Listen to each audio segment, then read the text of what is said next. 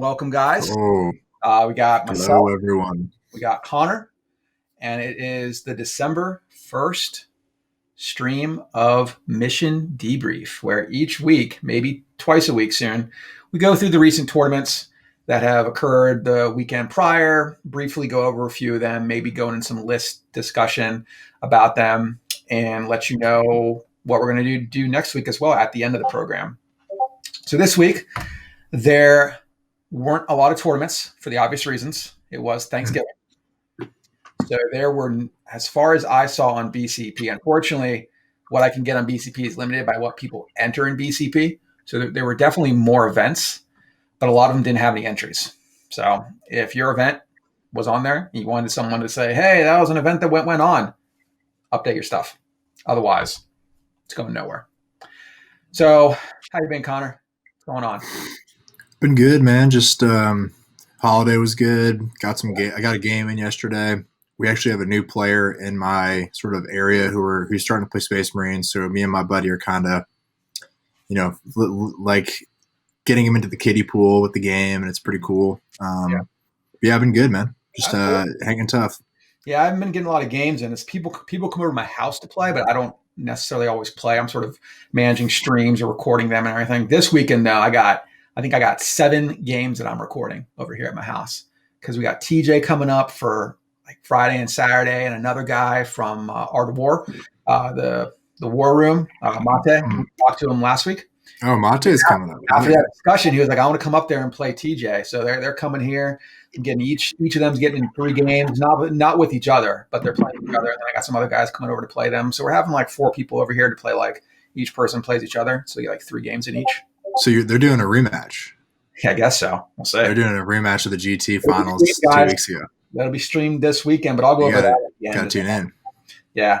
So what have you been working on this week? How like hobby wise?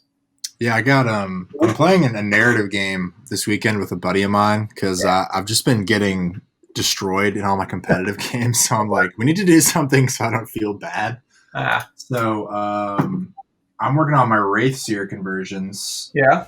Which are making it some more light up in here. That's helpful. So I got my Wraithseers. I got an Exodite theme for my Eldar army. Okay. Raise up a little bit. There you go. Got this guy. Okay. So it's on the old Saurus. Got the old Carnosaur mount. So he's the one I got to paint the rider. Okay. And then I've got his brother. Okay. Because they were the unkillable Wraithseers for Yunari. They're just Wraithseers because they're badass. So I got this dude. My lighting still kind of sucks, but he's like purple mount, green. That's green great. thing, and finally, I've got my little Exodite Farseer conversion I'm working on. This is like a plastic Carnosaur rider with a Wraithguard head. Okay, that's cool. Lots of lizard going on. I have a whole lizard man Eldar army. It's pretty cool. So. That's sweet. Yeah. What about you? For me, it's mostly terrain still. I paint a lot of terrain right now for all my tables. So I was trying to get 4 tables fully painted, nice terrain for the RTT I was going to run that I had to cancel due to, the world imploding still. But I'm still working on it. I already have a lot of terrain painted for 2 tables, which you'll see this weekend on the stream. But I've been painting some 3D printed stuff from Big Bear 3D, one of the guys that you can see at the top of the screen here. So this is a cool Chaos Stargate. And then we got a little ship that goes on top of a landing pad that is just terrain, a hill, and that's on the Art of War stream. That's on one of their tables, right? It is. You can order. That is from one of the champion kits they have. I don't know. It might be from the Siegler kit. It might be from the Non-Avati kit. I have like 3 of them that I can mix and match. So if you want really good terrain, go to Big Bear 3D. You'll get some of this awesome stuff. It's super easy to paint because it doesn't have like all the weird bits and bobbles that GW stuff has, like purity seals or 5,000 skulls per square inch, things like that. Doesn't have any of that. So anyway, let's go into the events that happened this weekend. Like I said, there weren't a lot. I picked 4 that I could find that were relatively decent. I mean, nothing here is GT level. The highest tournament in terms of population was like 14. So the first one we're going to go over real quick is there was one in Berks, PA. It was called the Berks, PA RTT. Said RTTs tend not to have extravagant names because it's locals showing up. They don't need to advertise. Keep it kind of chill. Yeah, exactly. So it's like I said, it was 14 people. One of our friends here, Ryan Snyder, who is a well-known Custodes player, he went there with his Custodes. Obviously, he's the only person that entered the list. So if you look at this event in BCP, you will see a bunch of red lists. I have no idea what people used. Sorry. But the top 3 for this 14-person event was Benjamin Keppel with White Scars. Okay. There was Stephen Slow with Space Wolves, so more Space Marines. And Ryan took 3rd place with Custodes. I believe I'm going to bring him on next week to talk about his list because he's been changing things up. He dropped the Ares. Thank you. You love that Ares. He's become more Terminator heavy. So I'm curious to hear about that. I said it wasn't a big event, but the only undefeated was White Scars. So congratulations. And RTTs, as we talked about, or we'll talk about with Skari, is that they can be pretty competitive. Small amounts of people does not mean it's not competitive. Well, it's like the Hammer in the New Year tournament that runs in right like in the New Year every annually is it's like a tournament in Nova, but it's just straight like ETC players and tournament, and it's 32 people. You know what I mean? So it's like, the number of people sometimes can matter, but like I'm saying, actually 5 small events can have a bunch of banger competitors. Yeah. Especially depending on who's local. So the second tournament that we're going to go over was the CPPG RTT. Said I don't know what it stands for. If you want to know what it stands for, I guess you could ask them. So this was only 11 people, but they have some lists here. The winner was Andrew Lath with Death Guard, which is going to get quite the boost soon, as we saw from leaks earlier today. Mortarion going up to toughness 8 with 7 attacks, and its scythe is 3+3 damage. You might see him in the field for once instead of toughness 7. So the second place was taken by Nathaniel Williams with a Eldar list, Eldari list. And the third place was Andrew Gardenhire with Sisters of Battle. Yo. So that's cool. Congratulations. It's good to see some different armies. We have no Space Marines in the top 3. In fact, it's not a whole lot of them anyway in this tournament, looks like. I do want to briefly touch on this Eldar list, Dom. Have you taken a look at the list? Yeah, I did. Yeah, for the CPPG, I did. This is one of the lists that I did bring up. So this is one of my favorite. This is a list that I used last edition, and I am not using it for a reason. But damn, dude. So it's just not a 9th edition list. But anyway, he did well. So I just don't think it's a 9th edition list. So he went with a battalion of expert crafters, master concealment for that cover save and for the rerolls to hit and wound. He has an autarch, a farseer, a warlock, pretty standard 3 HQs for this style of list. His troop, there's 3 ranger squads. He has 2 Crimson Hunter Exarchs with star cannons with marksman eye, so they do a lot of damage. And then he had 1, 2, 3, 4, 5, 6 wave serpents. It's crazy. Literally 1 for every non-vehicle unit. So that's pretty crazy, man. Yeah, I played I think I played like 4 wave serpents and 5 flyers previously. But wave serpents, there's 180 points. They were like 125. I don't know why they're so expensive. It's just, again, it's the sins of early Eldar. Sins of Yunari. I mean, yeah, it's the sins of Yunari again for the entire edition for like 2 years. It's been 3 years. Yeah, give us a break, GW. God. So the Death Guard list that this guy took is really heavy Death Guard, which is, I mean, I say that it's not necessarily a joke, but when people hear Death Guard, they usually hear like tanks and little, crawly creatures and shit. So this one was literally a Chaos Lord with Arch Contaminator, Plague Caster, pretty standard. Then he took 4 units of Plague Marines. 4 units of Plague Marines, the Putrefier, the Blight Spawn, 6 Blight Haulers, and 3 Plague Burst Crawlers. So he just has these Plague Marines walking around, taking objectives, chilling out. no big blob, so he's not taking advantage of as much of some of the stratagems that give them more resilient. But it's interesting. I said these smaller events you can play different lists because you're not guaranteed to face the top meta lists. So it's cool. So the next tournament was one that we will be talking more about next week. So I'm going to briefly go over this because everyone's favorite TJ Lanigan was at this event. It was a 10-person event in Erie, PA. I think we went there last year, but we didn't go this time. TJ, though, drove up there, a little bit shorter distance for him. So he went there with his Zenich army, and he got first place. He scored 100, 100, 100. So that'll be interesting to hear about next week. We're going to bring him on. He's going to talk about that. We're going to talk about new Death Guard, all sorts of cool stuff. So stay tuned for that. Second place was Ryan Stanton with Iron Warriors. And third place was Nicholas Tezera. I don't know. Just it is what it is. I know him. If you don't like how I pronounce your name, you let me know. So he plays Tau. He's a great player and excellent painter. So congratulations. Then we had another turkey tournament. This was, I don't know where it was. It was a 10-person event called Gamers XF. First place went to a Chaos Demon player by the name of Danny Martin. He was the only undefeated. Second place was a Necron player, Matthew Burgoon. And third place was Orcs with Robert Jones. And the last tournament we're going to talk about real quick is an 8-person event. Another 2020 Thanksgiving Classic. Don't know where it was. So first place was Salamanders with Donovan Salo.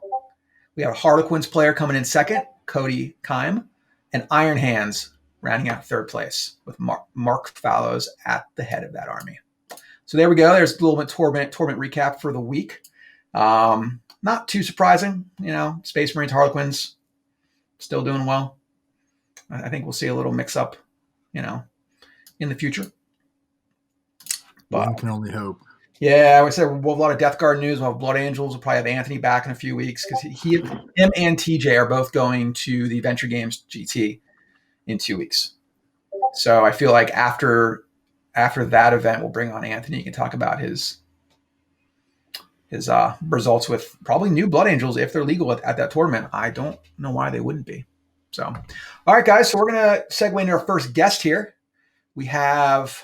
His name is, let's go over what's going to be in the rest of the show first. Next, we're going to bring on Austin. We're going to talk all Dark Angels. He has been in a few tournaments with them. He's used lists in the past with Deathwing Terminators. He's transitioning to a newer list, which he'll talk about. And we're going to go over a few lists that have scored highly at events in November.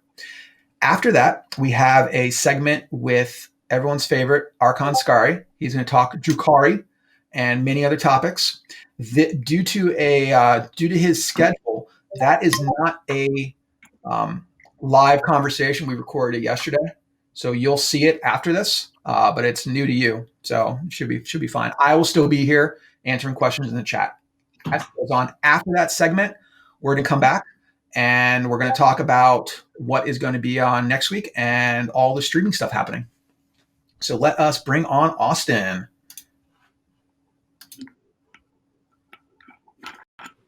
All right, Austin. How's it going? Good. Oh, so do you do some streaming back there? I see you got a green screen. Yeah, actually, I'm also a Twitch streamer. I usually only play online 40K for my Twitch games, but yeah, I try to play games about 2 to 3 days a week on that. DJ's watching. He must have. He knew about to say his name. What's that? TJ knew I was about to say his name, so he popped on. But TJ Lanigan. Okay, so you stream a bunch of stuff. Do you not have a lot of stores in your area? So I live in downtown Tokyo. So we've got a couple stores, but everything's kind of closed down because of COVID. And... Yeah, I was in Okinawa for a year. Oh, right on. So there's no stores there except for but I was with the military, so there were places to play on bases and everything like that. Oh yeah, so always lots of Warhammer players in the military. Yep. So All right. So you've been playing Dark Angels for a while. How long have you been playing Warhammer for? Oh God, close to 21 years now. Okay. About it. Pretty much Depends on- vast majority of my life. Yeah. Yeah. It's a great opener. Yeah. I've been playing Dark Angels, kind of on and off since third edition. Like I remember being the only guy with plasma cannons in my tactical squads. And that was Very pretty true. nice. Very true. Those would have migrated slowly over to all Space Marines. Yeah. And cool. so, I played them a little bit last edition too. Actually, won a couple tournaments with them last edition, which I'm rather proud of. Nice. And I've been playing them in 9th edition pretty much too. It's no easy task. Yeah. I mean, there are people out there that win a lot of events, but you got to factor in how many hours and hours and hours Oh, in 40K. So it is people I don't know, who don't play the game as much may think the game is like luck based. Of course, with dice, there is probability and there is statistics, and you can get screwed over by those dice.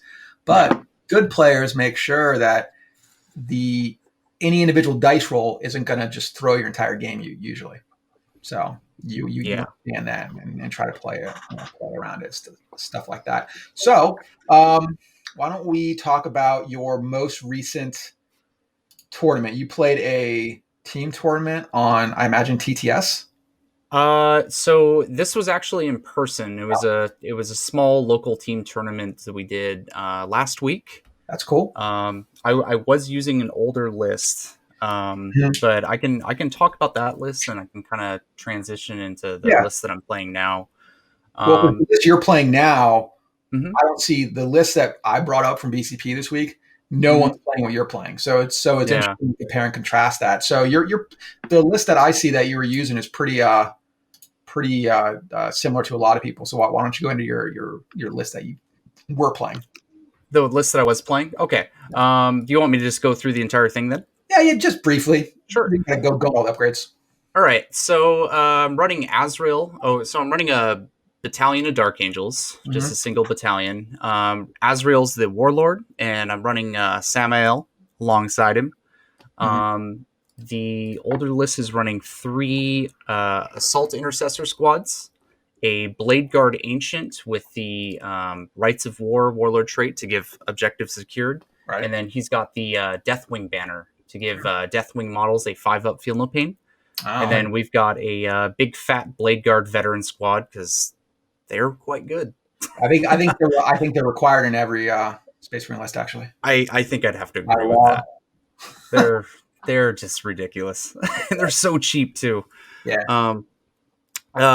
Moving on from that, I've got a Ravenwing Apothecary with all the bells and whistles. This guy's he's got the chapter command, and he's got the Selfless Healer warlord trait. Previously, I was running the -1 invulnerable save relic, that just because there was just a million Harlequin players I seem to be playing against. But recently I've been running Angel's Ambit, which increases the range by 3 inches, and I found that 6-inch Feel No Pain aura is just make sure really good. Around, you don't got to keep them quite so close. Yeah. I guess the main change from a person that's not really heavy into Dark Angels is there's only one option for Samael now, right? They took away that bike. Yeah, they took away his land speeder. A land speeder. Oh, right. Yeah. The only as a model for is the bike, right? The jet bike. Yeah. I found. Oh, go ahead. No. Oh, okay. I've found that he's just a great sniper character.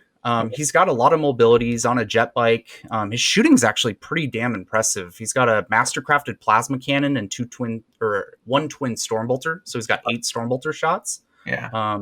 So he's just great at, and plus the main reason is the thing that makes Dark Angels a little bit unique is we basically have 3 chapter masters in our chapter. Right. So taking him, you get an extra chapter master ability. For Raven Guard or everyone? Ravenwing specifically, Ravenwing. Yeah. Yeah, right. Okay. No, that's cool because you can get Belial for Deathwing and then and then Azrael for everyone. That's pretty cool. And so I guess you still had a few more units there. So the big spicy thing is I took a big 10-man unit of Terminators. So typically I was running 5 Lightning Claws and 5 Change Fists and then 2 Cyclone Missile Launchers. That unit is really fun to use. Oh, it's brutal. Yeah. And then rounding out the list, we had 2 3-man multi-melt attack bike squads and a 5-man plasma inceptor, because plasma inceptors are also very good.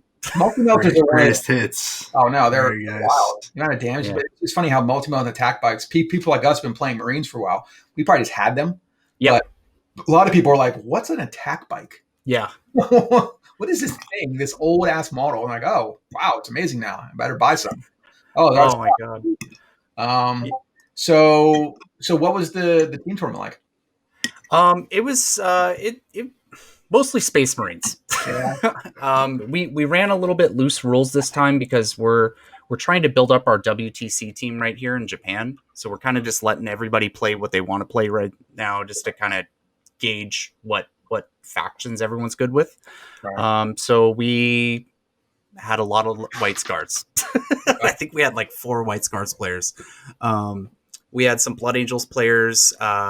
We had demons. We had other chaos lists. We had a few Xenos lists. Like I think there was a couple, like 1 or 2 Necrons and Tau. Tau was the other one. I was assuming there had to be Tau. Yeah, there's always the Tau player. Has to be Gundams. Yeah. But yeah, I did pretty all right. So we played 3 games. Like I said, this is kind of like one of these practice events, trying to get everyone in that mindset. And so my first game, I played up against a White Scars player and barely won against that, because that guy's just White Scars are so fast right now. It's insane. Don't underestimate advance and charge and two damage melee. Yeah. So I mean, the main problem I ran into in that game was just mobility. And we'll kind of get into the new list and what I plan on doing about that. But the Terminators performed fantastic in that game. Yeah. He had a Smash Captain, and I think 2 units of Assault Intercessors charged my Terminators at the same time and just bounced right off of them. So that was cool. Was he Assault Doctrine or just? Yeah, he was an Assault Doctrine, but it's just the permanent transhuman with the 5-up feel no pain. It's just like hardly does anything. Smash Captain, yeah. First they saw it, no matter. But yeah, that's they're pretty beefy like that. Yeah. I wish Blood Angels had the banner still. You guys have the banner for 5+ feel no pain. Blood Angels. Yeah. I don't know if that's going to stick around though. We'll see. Yeah, I hope it does. Scary. It's 5-up is really good, but if you can get 6-up, it's obviously not as good. But it's not nothing. Actually, I'm pretty much in agreement with you there. I'm kind of leaning away from that because, anyways, I'll finish out the event and then chat about that. And then the next, I think I ended up playing against Ultramarines the next round. So we fought Space Marines all day. Yeah. And that Ultramarine was just like a very standard gun line with some Dreadnoughts, Devastator Squads, Eradicators, that kind of thing. And I was able to just weather all that, just with Azrael's 4++, with the Terminators, putting -1 to hit on the bikes if I want to advance them to get on an objective. Yeah. It just makes it really, really hard to kill. It's tough to deal with. Those Terminators at range, if you don't have very specific weaponry. Yeah. Like las cannons and meltas are not gonna because you need like more like high volume 2 damage shots. I mean, 3 damage preferred, but there's not a lot of high volume of 3 damage shots out there. Yes. So, yeah, I've seen that happen before. Ultramarines I keep hearing they're doing well. I don't really see them in events too much, but they seem to be really well rounded, but they lack. Yes. But they lack a lot of like the killer blows that Blood Angels, White Scars, and others can really deal to opponent. I think the one big weakness with Ultramarines right now is just the mobility.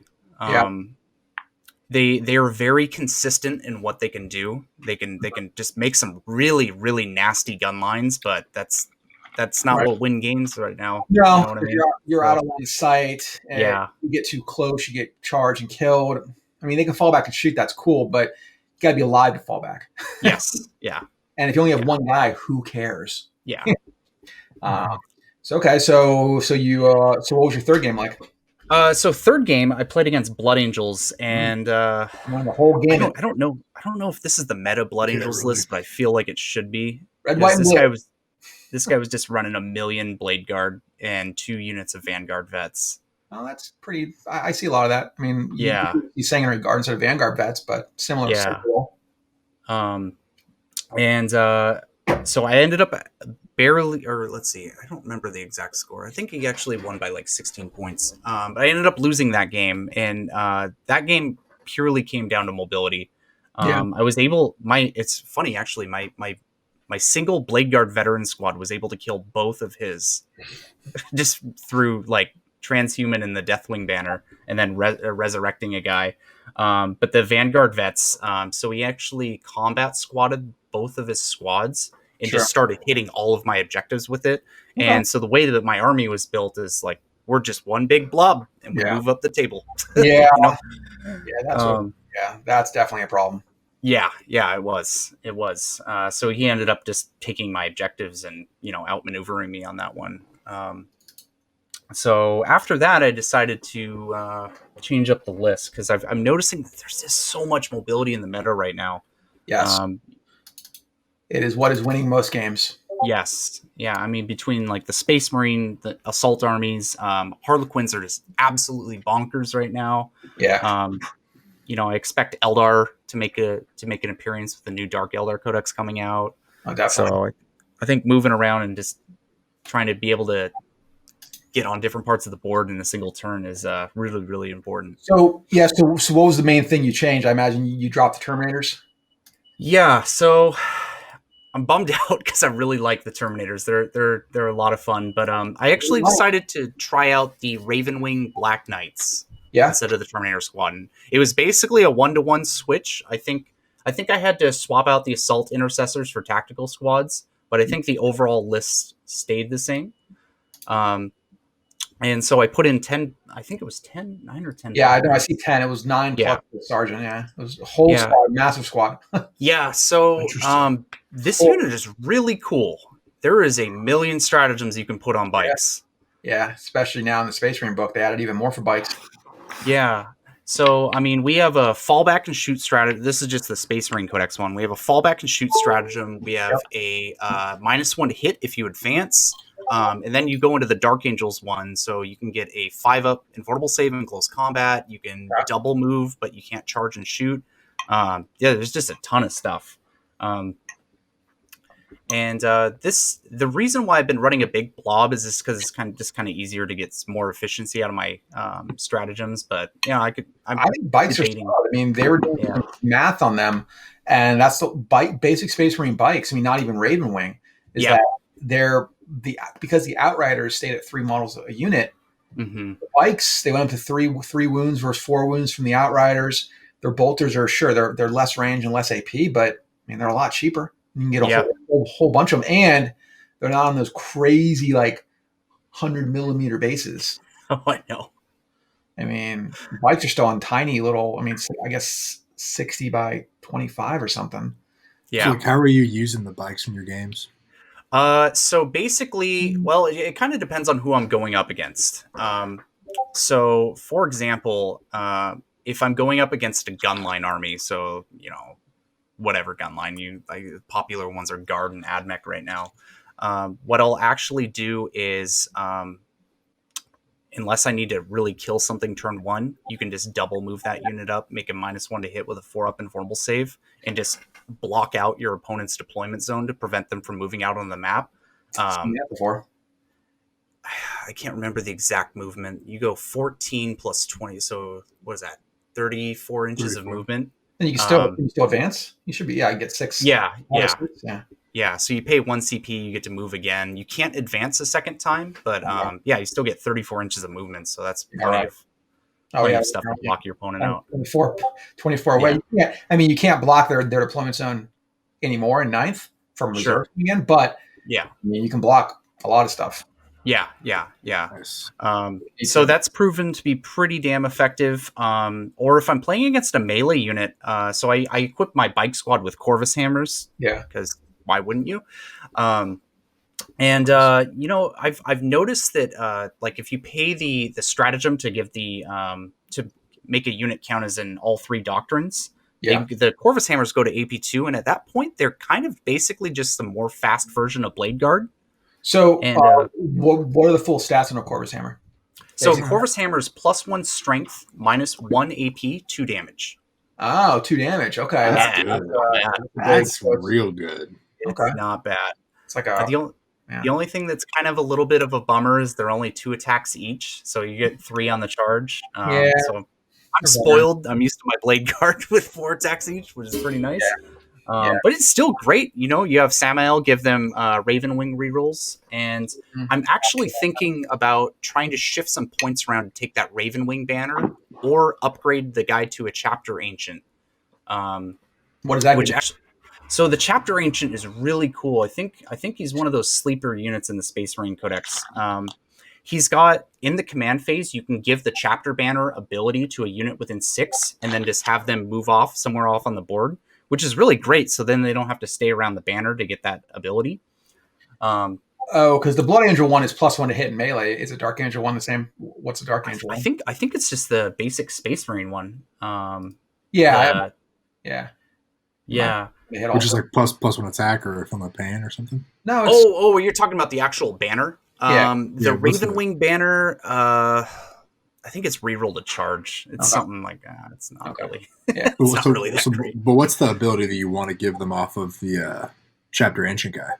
Oh, so the Chapter Ancient comes from his ability in the Space Marine Codex. So in the command phase, you select a unit, and it gives the Chapter Banner ability. So on a 4+, they get to shoot or fight. Wow! So you can give them the triple doctrine thing. So then they're like bolters are AP1.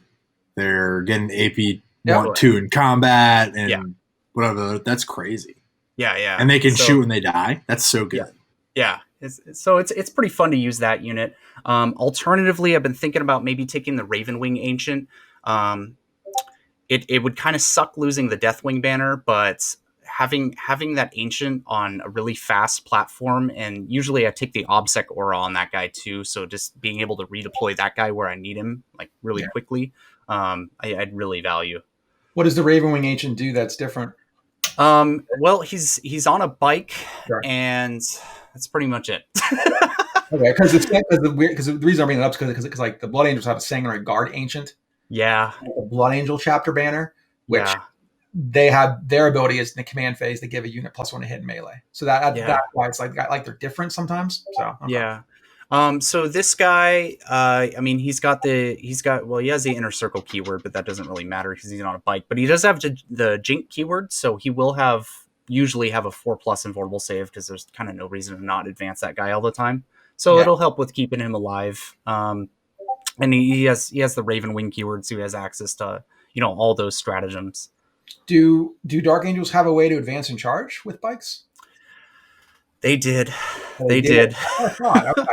They lost it. They lost it. They lost it. It was called Speed of the Raven. But maybe it'll come back in the book. Oh man, fingers crossed. That's what I'm really excited, and that's another big reason why I'm using a lot of Ravenwing units right now. Is I have a feeling that Ravenwing are going to be pretty good when the Codex comes out. Yeah. So what are you hoping for in the book? Well, I'm hoping for that advance and charge. I'll tell you that much. It's the one. That's the one thing Austin wants. It's like everything else could be garbage, but it's like I can advance and charge. Well, yeah. Based on the Blood Angel book, you're probably not going to see any kind like what we got in the FAQ was the units that they're putting in the Codex base. Yeah. So, but you're going to get like an extra 12 stratagems plus warlord traits, relics, etc. So hopefully, what kind of stratagems do you hope to get back? So Speed of the Raven's the big one. And I think I speak on behalf of basically every Dark Angels player in the world that we want our Weapons of the Dark Age stratagem back. The one that gave +1 damage on the plasma. That's right. Yeah, oh God, I miss good plasma. Yeah. That's weird. Is that's a Dark Angel thing? How they have these, high tech weapons that they don't share because they were the first Legion. They were the first ones to fight for the Emperor back during the Heresy. The pre-Heresy. So do the Black Knights still have the plasma talon on their bikes? They do. And Nice. they're respectable. I'm not gonna praise them like they're the best weapon ever, but I mean they get the job done. Usually, But you it shoot is like a something, it plasma dies. gun, right? What It stat? is. Yeah. Is it Assault 2 or is it? It's Assault 2. Okay. Yeah. It's pretty good. It's Yeah, like 18-inch range. It's only 18, but usually You're it's fast. very easy to get that increased in range because you got the mobility and you can put them in Devastator Doctrine, so they got 21-inch range when they're in Devastator. So Yeah, for that first turn, in the first turn you get the increased range, then you get the increased AP, and then you can yeah. That sounds like a really fun unit. It That is. sounds really It's a fun. lot of fun. I use that unit typically as a bully unit. So I mean, there's 10 bikers in there, so they take up a lot of real estate on the board. They're very, very difficult to kill because I almost always advance them. Because I mean, even with the way that plasma's changed now, you can kind of safely get away with advancing and still firing with overcharged plasma. Right.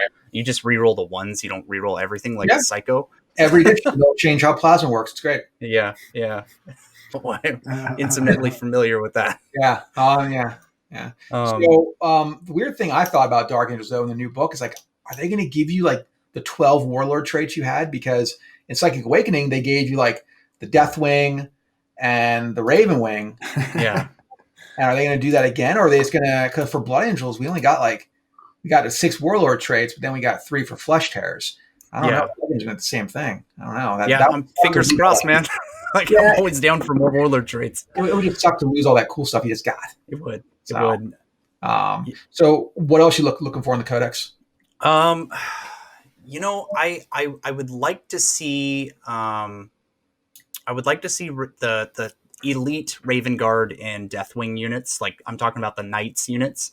Just bump them up in an attack. Just one.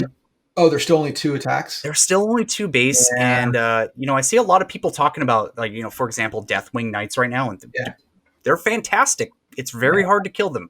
But in the games that I've been playing with them, they just don't do enough damage. Yeah. Well, it's weird because they buffed up Sanguinary Guard from 2 attacks to 3 attacks. So it's weird how they didn't buff up the elite of the elite, which are Deathwings are like the Terminators of the Terminators. Yes, exactly. They should be basically on par with Paladins. Yeah. Well, because they are the first Terminators if they're in the First Legion. Yeah. Right? Well, they're the Terminators for all Deathwing, all Terminators and Dark Angels are Deathwing, but they're like the Knights are not all Deathwing Terminators are Knights. Yes. Okay. Yeah. Oh, gotcha. Yeah. Okay. Yeah. Yeah, I actually think the comparison to Paladins was pretty spot on because the whole fluff about the Deathwing Knights is they're supposed to be like kind of like captains in training, just like the same thing as Paladins are. It's like, I'm pretty sure captains have 4 attacks each. So like captains possibly need. Okay, guys, our captains die a lot, so you guys better be ready. Yeah. Oh, and you're like the Blade Guard have 4 attacks, right? But the Deathwing Knights are like, dude, what? Come on. Future is now, old man. They changed the weapons too because they had special weapons. So they basically have mastercrafted Thunderhammers now. I guess is how. Well, I guess it mastercrafted in the old sense that they ignore AP or they ignore the -1 to hit. So they're so their strength 8 AP2 3 damage. So literally Thunderhammer profile with no -1 to hit. Didn't these be like strength 6 or something? Like +2 strength, something like that. I think a while back they were. The squad leader is still equipped with the flail, so the flail operates exactly like the Death Guard flail is. So that's actually pretty damn cool. Yeah, that's gonna be wild when Death Guard come out. All the Death Guard are getting 2 base attacks now. Oh. Yes. Them flails are not cool, bro. Flails I don't like those flails. Wow. I'm a big fan. Flails are also they're very expensive to buy because there's 1 per box. Yeah. It's annoying. I probably don't have that issue because only the sergeant can take it. But yes, yeah. God, oh my God! If the entire unit could take it. Oh well, flails would be just you'd be like, what are you? Okay, you're dead. BROKEN. Leave my sight. We are knights. Oh no. We are the royalty of Space Marines. Well, that's cool. I'm curious to see how. I would like to see more Ravenwing on the board because you don't see a lot of Dark Angels, especially not like this edition. You probably will, but last edition it was always like because of how they split the codexes up, Dark Angels really got the short end of the stick there because they came out early when the original Space Marine book came out, and then never really got an update until the very end. Yeah. Then when they did get an update, because stupid Iron Hands was too good, Dark Angels got nerfed. Oh man, thanks. we had our chapter doctrine, like the good chapter doctrine for like 5 minutes. It's like, this is amazing. We're in Devastator Doctrine. We can get 6-inch range. We don't have to use our rerolls. We can use it when we move, and it's gone. It's gone. Like, thanks. It's cool. It's nice. And then you got Psychic Awakening, and then COVID hits. You can't really use it very much. Yeah. So yeah. Dark Angels were like, hey, we're the same as Space Marines now. Look at all our cool stuff. And I'm looking because one of my friends, he owns a ton of Dark Angels. He hasn't played them very much due to them not being very competitive. But I'm sure he's excited to actually be able to put them on the board too. Yeah. So, Austin, did you play a tournament with the bike list yet, or is this like? I have not. This bike list has just been in the experimentation phase, and I've won my games with it. So maybe it's a good indication. You're playing that on TTS or I'm playing it on TTS for the moment, just because things are a little bit crazy with COVID. I haven't had time to actually get out and play real life games. No, Japan's pretty. Unfortunately, because of the population density in Japan, I'm imagining they're pretty strict over there. Yeah. We just went in. I think last week they started closing everything down at 10 o'clock at night, and they're restricting how many people are allowed in again. It's like, oh great, this again. Like, yeah, exactly. So speaking of TTS, we had our guest last week talk about TTS too. I'm curious, like, how long do you think it takes to learn how to play it at like a, not necessarily play it to win, but like competently use the software to play a game of 40K?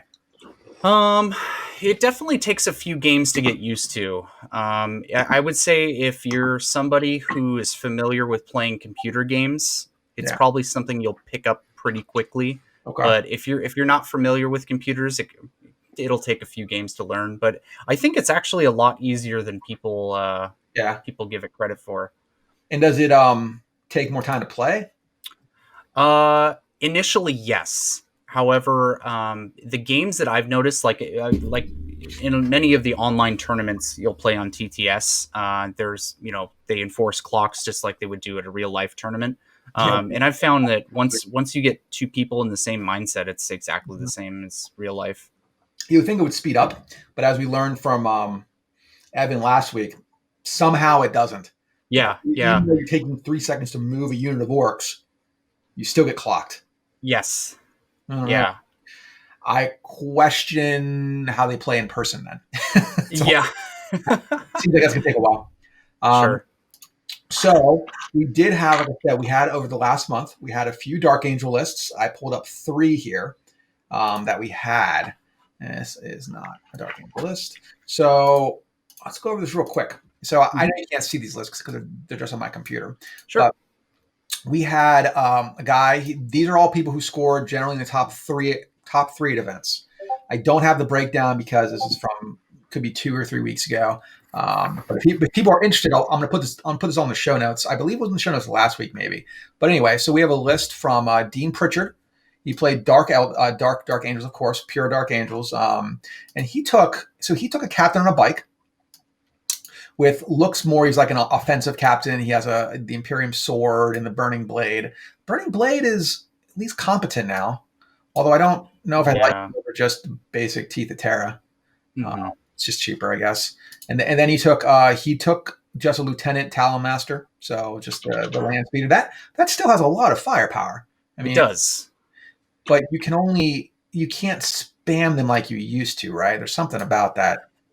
Oh, yeah, as many lieutenants now. Mm-hmm. Yeah. You're limited in lieutenants, and I think that damage 2 is kind of going out of favor now because there's just so many 3-wound units in the game now. Mm, that's sad. Yeah, but he's still under 10 wounds, right? Yes, yeah, you can still screen him. So he's still respectable. Yeah, but definitely. you can't use them to screen each other now and all that stuff. No. Because you got to have units.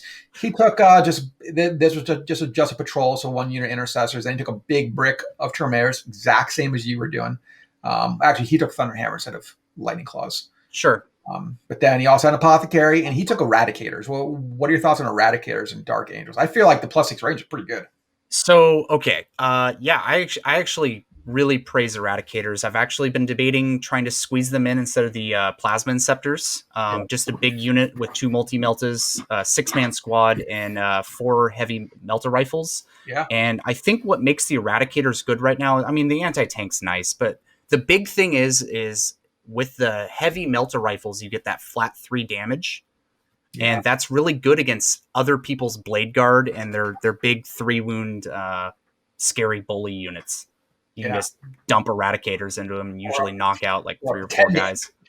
Yeah. Just murder. I don't know. I feel like Eradicators and new Necrons also are really invalidating vehicles. Yeah. I'm worried about I would agree. Like my AdMech is tons of vehicles. And yeah, they can shoot you off the board, but I don't know where to hide from these kind of stuff coming in turn 1. I mean, it's just so much damage to screen out. So, Blade Guards seem like if you get 30-inch range on them, that's pretty scary right there. Yeah, especially in Devastator, because you're not gonna. Do they still count as moving in Dark Angel Devastator? Unfortunately, yes, because we lost our Chaplain Prayer. I think that's right. I remember. Okay. Actually, I think you can. I can't remember if this is an intercessor only, but I think there's a Space Marine stratagem that you can count on as remaining stationary. Oh no, it's a basic Space Marine stratagem. Yeah. So if you really are worried about that -1, you can. Sure. I think it's like 2 or 3 CP, but you can pay that. Yeah. Okay. Then we had that was only a 1,000-point list actually, so it sounds like that was a team tournament. But then we have this guy. The next list we have is Mike Delange. He scored. I think this was at Warzone. We talked about briefly 2 weeks ago. This was this was a GT, and his list was he took a Vanguard of Dark Angels, which cost him 3 CP. He just wanted the characters that looks like this looks like this is a old school combination of Deathwing. No, this is just Deathwing, pure Deathwing. Wow. Oh yes. He took the Vanguard. Yeah. So he could take all the elites and stuff like that. So he has a Deathwing Ancient, Deathwing Apothecary, and a Deathwing Champion in there because they don't cost any Force Org slots. Nope. Yeah. As long as you got the command squad, you're good. Yeah. So those are 3 units right there that don't take many slots. So why take a patrol or battalion? We can just use these guys for free. So he took that is curious. Ezekiel, the special character librarian. Sure. I don't know what's special about him other than he gets 3 powers. He gives right now he's got a +1 attack aura, but you lose shock assault if you do that. No, it's like okay. Yeah. Yeah, it's like Sanganor. Okay. Yeah. Well, okay. I mean, I guess that's good for Deathwing because you're stuck in for a while. So I think so. Yeah, that's pretty solid. And then he has a Interrogator Chaplain, Terminator armor with those guys are good. With just he's a buff guy. He has Canicles and Exhortation of Rage for just more attacks and more charges and all sorts of stompy Chaplain stuff. Then his elites are the rest of his army. The Deathwing Command Squad in order to take those characters for free. Well, not free, but whole bunch of Storm Shields. He has 2 units of 10 Deathwing Knights. 20 of those dudes. And then a unit of Terminators, 1, 2, I think it's a 10-man unit also, all with just Lightning Claws and Cyclone Missile Launchers. Well, 2. Oh, yeah. So this army is, it's less than 40. This feels like an old school Space Marine Deathwing army that you haven't seen in so long. That is just so sexy. It's like less than 40 models just walking across the board, all 3 wounds, 2 up saves, 1 up saves with Storm Shields. Yeah. Oh, it reminds me of Custodes, how they play with their Terminators. Mm-hmm. They just put them in buildings and hide them, and then you can't really get near them because what are you going to do? No, you just bounce right off of them. Yeah, just crush you. So what do you think of this style list? I imagine it's out of mobility, but yeah, it's It's low on mobility, so I think it's going to run into problems. I think Harlequins might give it a problem, but I don't know if they get in melee. What are they really going to be doing? No shooting, basically 0 guns for the most part. Yeah. But man, that army is super tough. And you know what's really cool about that army is I don't know if this player had the foresight for this, but it's actually going to get a lot better once the Codex comes out because of what Games Workshop has previewed, that you're going to be able to take Vanguard and Outrider detachments and have Deathwing and Ravenwing count as OBSEC. I didn't see that. So what else was previewed in that? Was that it? Ugh. Yeah, so that was the big one. So they said that if you took, for example, a Vanguard detachment, then the Vanguard's the elite one, right? Yeah. So if you took a Vanguard detachment, then everything with the Deathwing keyword gains OBSEC. Or I think maybe they said core Deathwing units, but that's pretty much all the units. I mean, well, that bodes really well for other specialist units. Yes, that's really cool to hear. I think that's really exciting. Wait, is that for everyone? That's just for. I think that's specifically for Dark Angels. Okay. Yeah. I just meant Dom, like other codexes that have like Eldar, Aspect Warriors, stuff like that. I mean, remember Bruh. a few years ago on the Discord channel, some of the Eldar guys challenged me to give my top 5 changes to Eldar, and that was on my thing. So give my Striking Scorpions OBSEC. Yeah. So, like I said, there's not a lot of shooting. The only guns in this army are cyclone missile launchers. But I bet you this army is really well painted, though, because these kind of armies, they're always well painted. Because if you're going to bring some army that's very, very powerful but very skewed, it's like it's gonna be gorgeous. Love Deathwing, and I'm going to paint this really well because why else would you do that?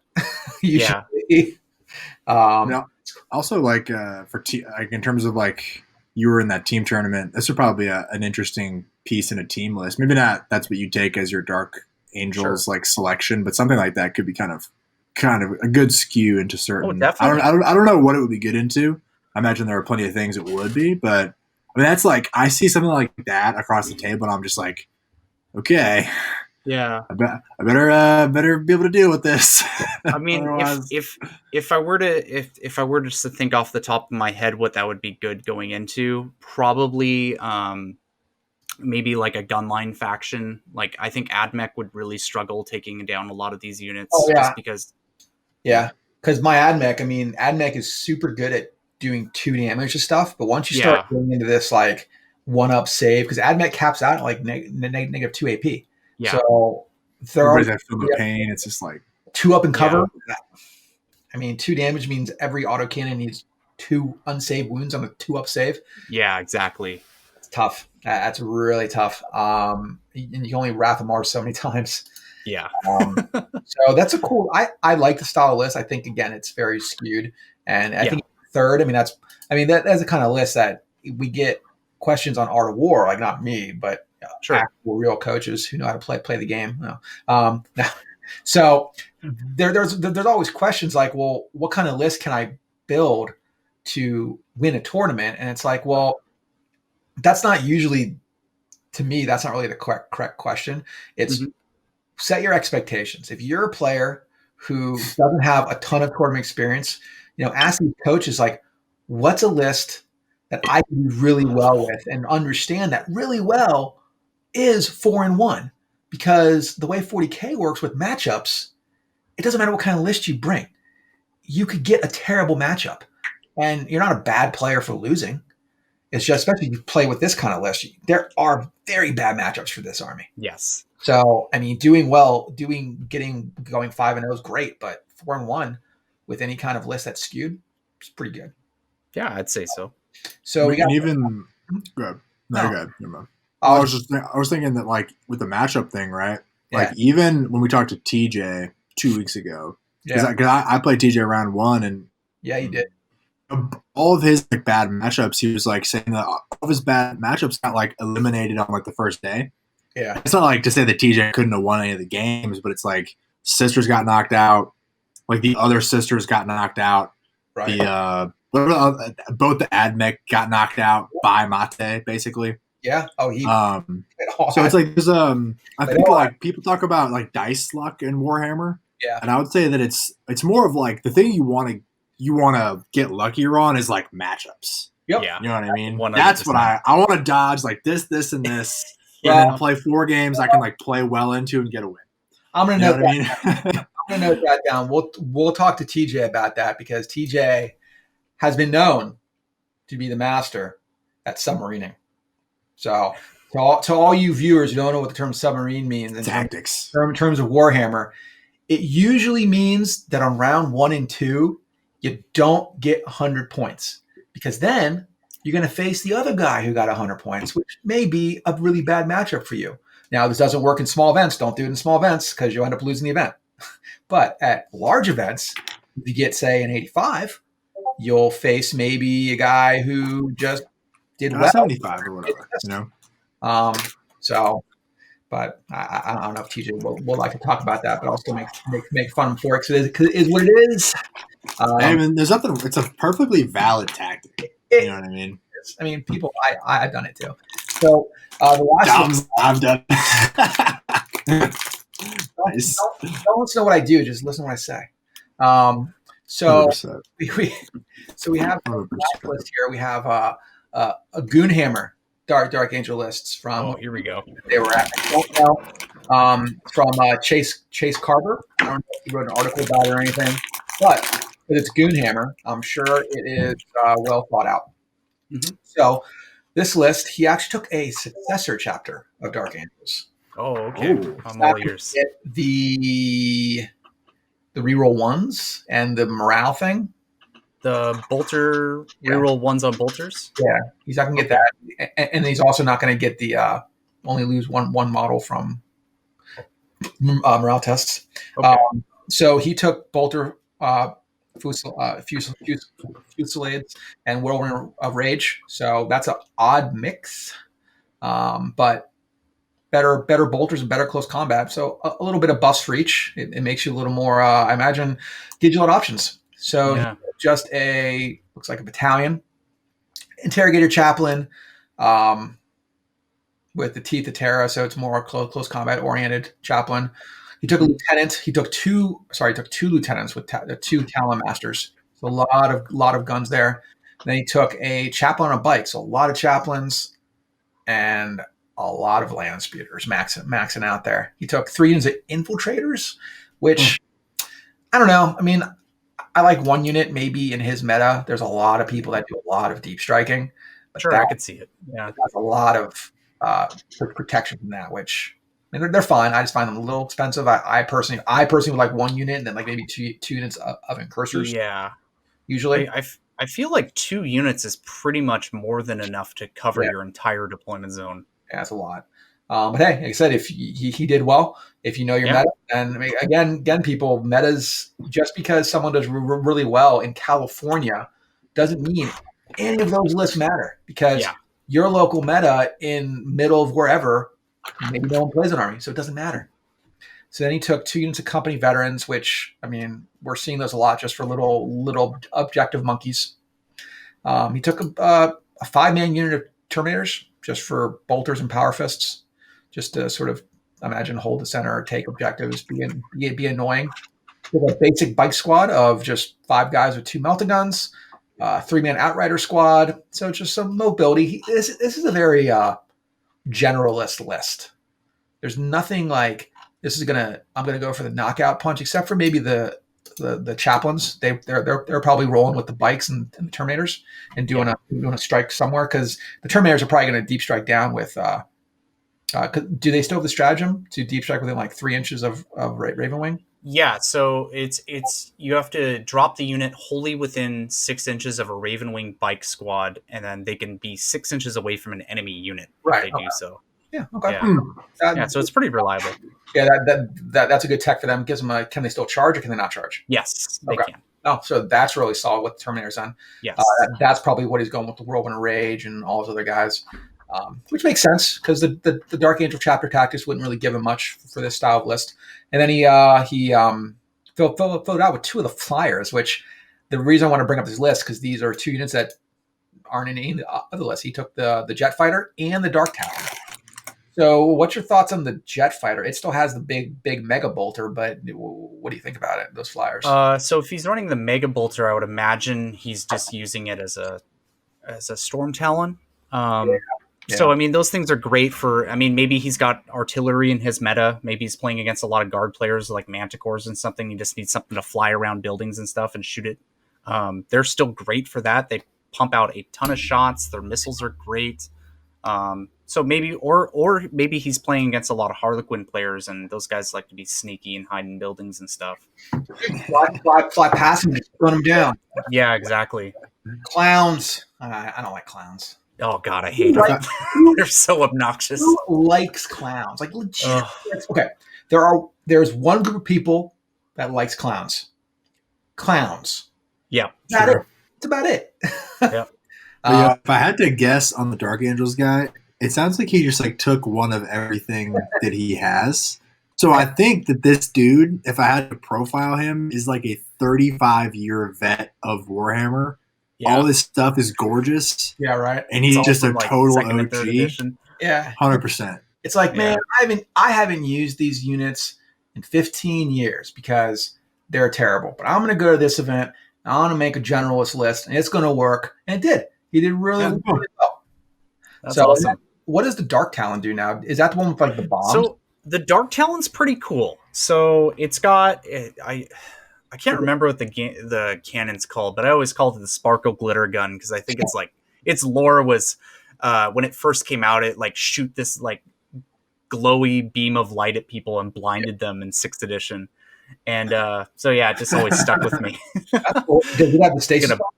Yeah, it's got the stasis bomb too. So that thing's rules changed, and it's actually really cool now. So before it was just like a regular bomb that did mortal wounds, but now if you drop it on a unit, I think it has to be a non-vehicle or monster unit, if I remember right. Yeah, they're unable to fall back if the bombs dropped on them. So I imagine what he's probably doing with that tactic is he just shoves the Terminators in, or even the bites, or these crazy. Because that Primaris Chaplain on bike is brutal. Yes, I mean he does so much damage for like basic 115 points. He just he's like 7 wounds and 5 attacks or something. He's wild. So and great model. Yeah, those are bikes. I actually just got mine last week. I'm excited to build up that guy and paint him. Funny thing about that model is that because of production issues, a lot of these new models are hard to find. Mm-hmm. That Primaris Chaplain was going for $80 on eBay just like 2 weeks ago. Oh, you're kidding! They're out of stock everywhere. Yeah, shit! I should just put mine up on eBay. So if anyone has any Chaplain unbuilt, I'll give you 50. So, but that's cool. I like the style list because you don't know what you're going to get. Like you can't like with the previous Deathwing list. If I look at that list, you're like, okay, here's what he's going to do. I mean, he's going to be hard to kill. He's going to be in the center, but he's not going to be like. There's not going to be any crazy plays probably. Yeah. This list. I mean, you can't deep strike down with the infiltrators. His 2 chaplains plus the Talon Master plus the bikes provide this like blob of mobility. We can just move to either side, and then wherever you go, the Terminators can come down. It's only 5 of them, but still. Mm-hmm.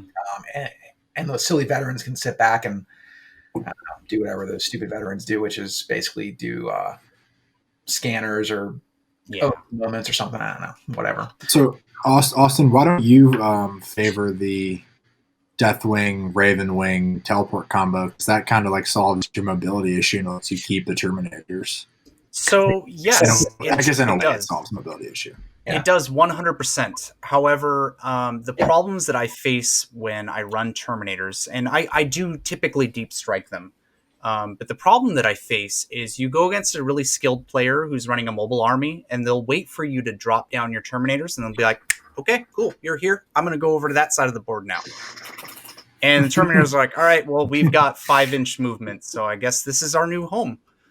Can Deathwing Terminators get the teleport homer? No, unfortunately not. That's because that'd be so sad. Within 6 inches, and then just be like, "We're out." Yeah, we're gone. So I guess if you wanted to, because I think the basic Terminators in the Space Marine Codex. God, I almost said Chaos Marine. We're not Chaos Marines. Wow, the truth comes out, man. I knew it. So But yeah, I think the basic Space Marine squad, I think they have the Deathwing keyword, so you wouldn't have the inner circle keyword. But I think if you wanted to try a combo like that, maybe it'd work. You'd be a little bit less durable. It's just so expensive, and then people. Is. The problem with that strategy is that on paper, it's like, wow, I can be like, I can move my guys up, I can bring Terminators down, I can kill you, and the opponent's like, I know exactly what's going to happen. Yes. So I'm exactly. I'm going to kill them. Then what's your strategy? I don't know. Yeah, it's the exact same problem that I think many Custodes players have with their banner. It's like, all right, Terminators are here. It's like, all right, cool. Well, see ya. Bye. So, it reminds me of like the stratagem for hunting the fallen or something for Dark Angels? There's a stratagem for that where you target an infantry character, like an enemy infantry character. Lost it. We lost that strat, actually. I thought because I saw a funny meme today about that, how it was like, Dark Angels trying to hunt the fallen, and they're like, over there, it's a Tyrannid character. We need to interrogate him. Yeah. He knows. Tyrannid Prime's like, what? Dude, no, I don't care. I just want to eat you. Talking about. So this is the most important question, perhaps, of the entire evening. Mm-hmm. What's your stance on Cypher? Why isn't he in your list? Is he a good guy? Is he a bad guy? All I'm waiting is for him to get a 3 damage plasma, and then I'll welcome him with open arms. But until he gets that, he's not a real. He needs to be like the Keller morph, bro. That's what they need to make him into. That would be sweet. That would be pretty cool. Cypher is the hero of 13-year-old Dark Angel players. Okay. Yes. He's just like, I'm super cool, moody man. I got my twin guns. I fire while I jump sideways. I'm really. He's secretly like dating Shrike from Ravengard because they're both the most like characters. That would be brutal. And like the worst part is people don't know the lore about Cypher. They're like, why does he have the sword on his back? Why can't he just take the sword? I'm like, that's the lion sword. You can't use the lion sword. That's the whole point of it. Like, but Cypher does need a better weapon.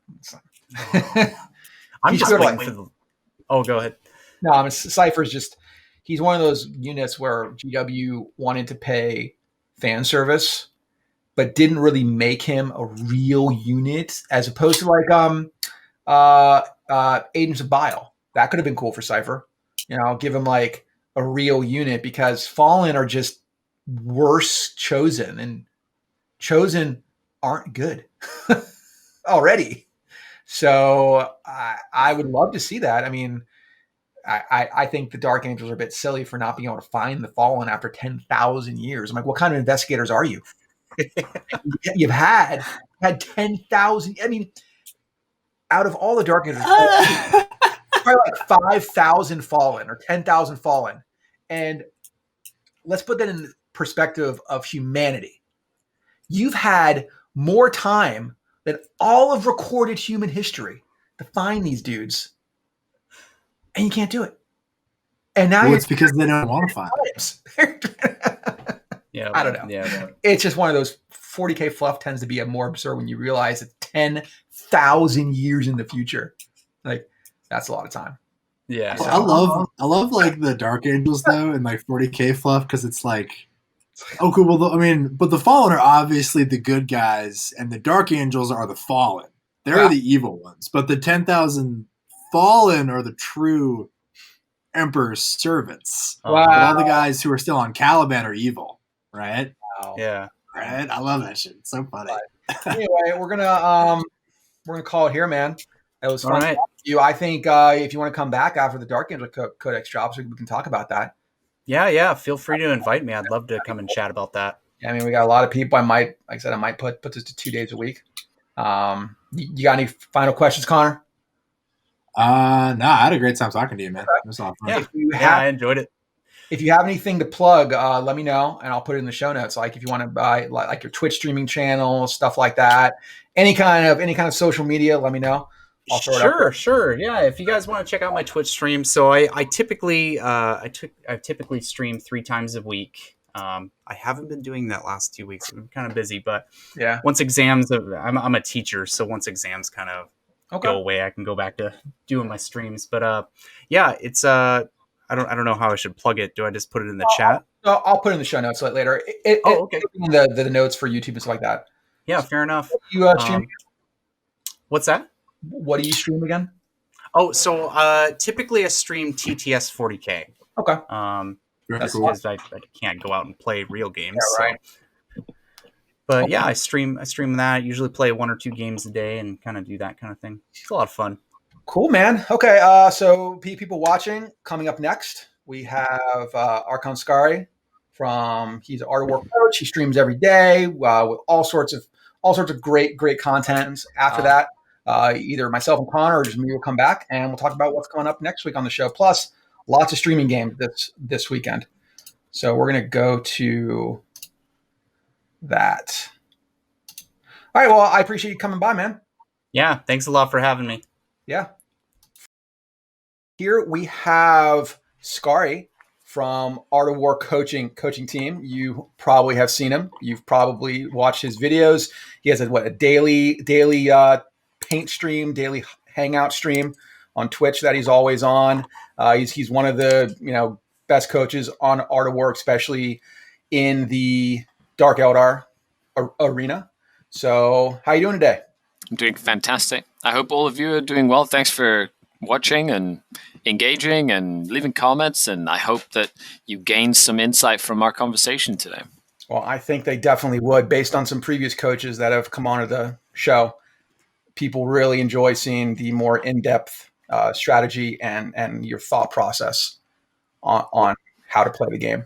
I've got a nice big cup of water and big lungs. So that is a very big cup of water. That's impressive. Technically supposed to be used for alcohol. I was thinking that. It's like the boot. That'd be a very big cup for alcohol, unless you're just drinking some beer, I guess. For liquor, I think it's a beer stein. I think it's Stiegel. It's a branded beer stein. But I don't drink alcohol, so water it is for me. Okay, well, there's other options. There are other options. That's how we stay so sharp at 40K. Right. That's right. Lots of H2O. Oh man, but at events, a lot of people were drinking, so that's tough. Hey, that's fine by me. I don't drink. They get wasted. I get better at the game. That's how that works. Connor, have you played any Dark Eldar or Drukhari? Because we both play like Harlequins a little bit. I'm mostly Craftworlds Harlequins. I played with the Coven stuff when it was good in 8th. Sure, I think I'm not really like a true. I mean, I'm getting ready to be a true Drukhari player because the book's coming out, and I'm sick of losing with the Craftworlds. It's going to be interesting. I'm pretty pumped for it.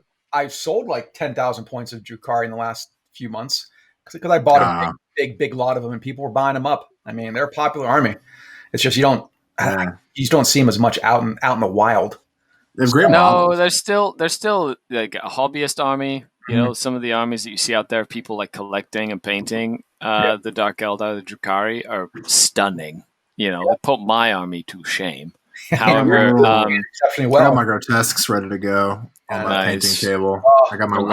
I'm excited for Witch Cult. Mm-hmm. Hopefully, that's a good choice. I've used everything, so I'm excited for everything.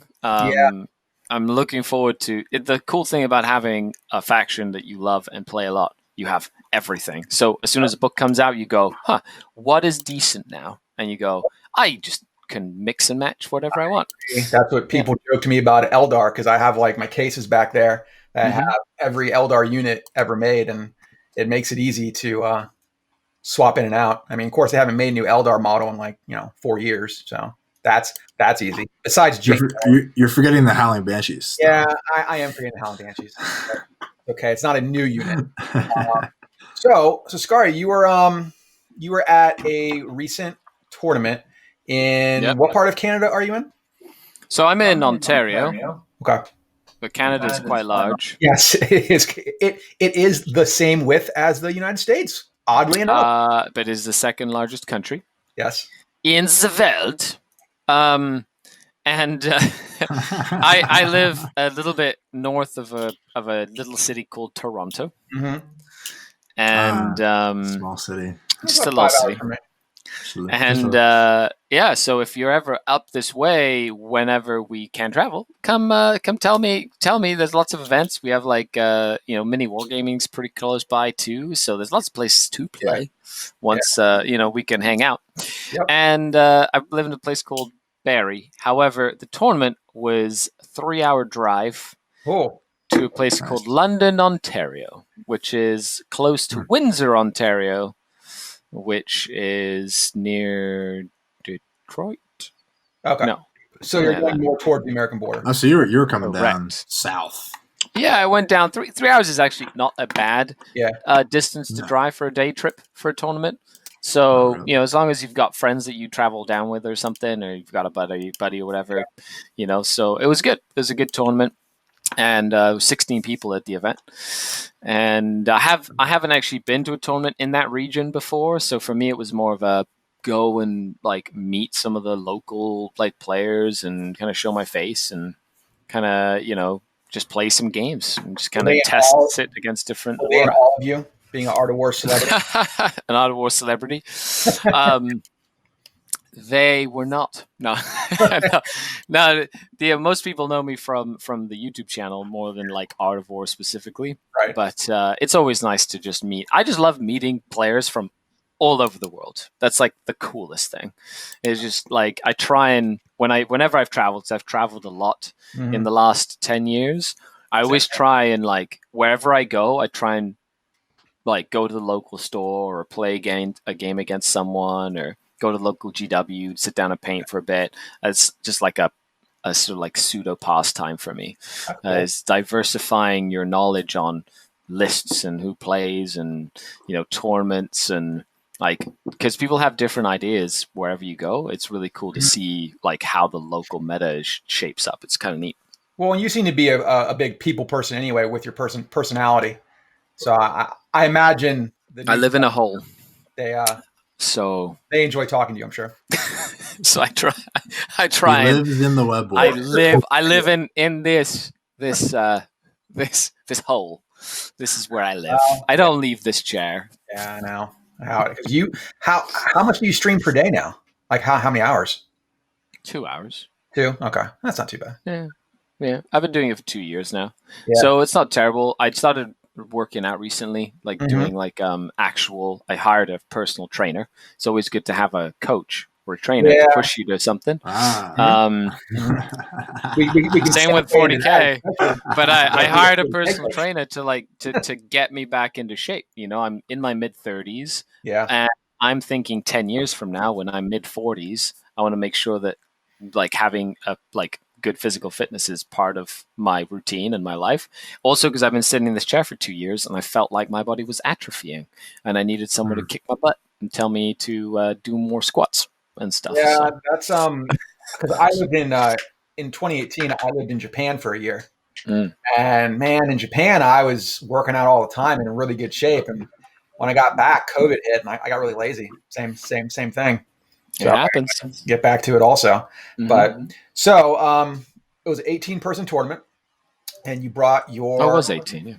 Yeah. 18, 16. Sorry. 16, 18, something like 16? that. Something like that. Yeah, I don't know. It's not on BCP, so it's hard for me to tell. People watching this, if you want me to go over your tournaments, by the way, highly recommend you put in lists in BCP.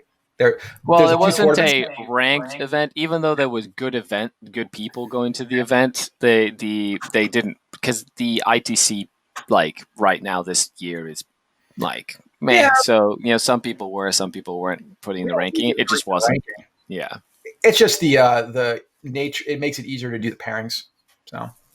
So they were just doing it old school, Excel sheet style. I'm very I'm very technical. I don't like these old school stuff anymore.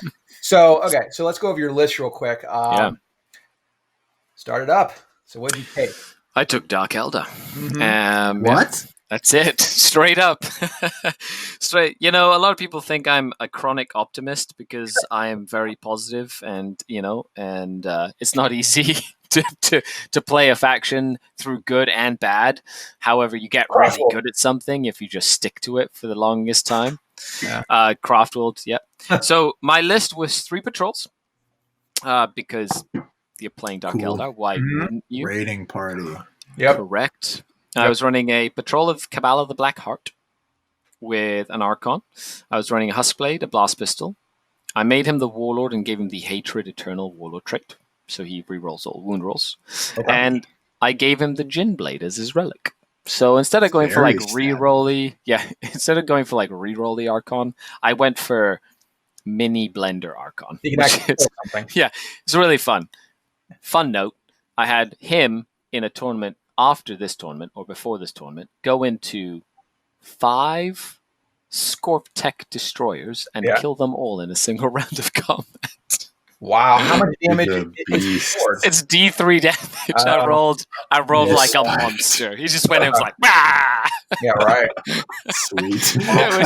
It was like I was dumbfounded. I was like, that was awesome. That's a lot of 3s on there, yeah. Wow. I rolled a lot of 2 wound rolls and a lot of 3s. So 5 Cavalite Wars with a Shredder and a Phantasm Grenade Launcher. Yeah.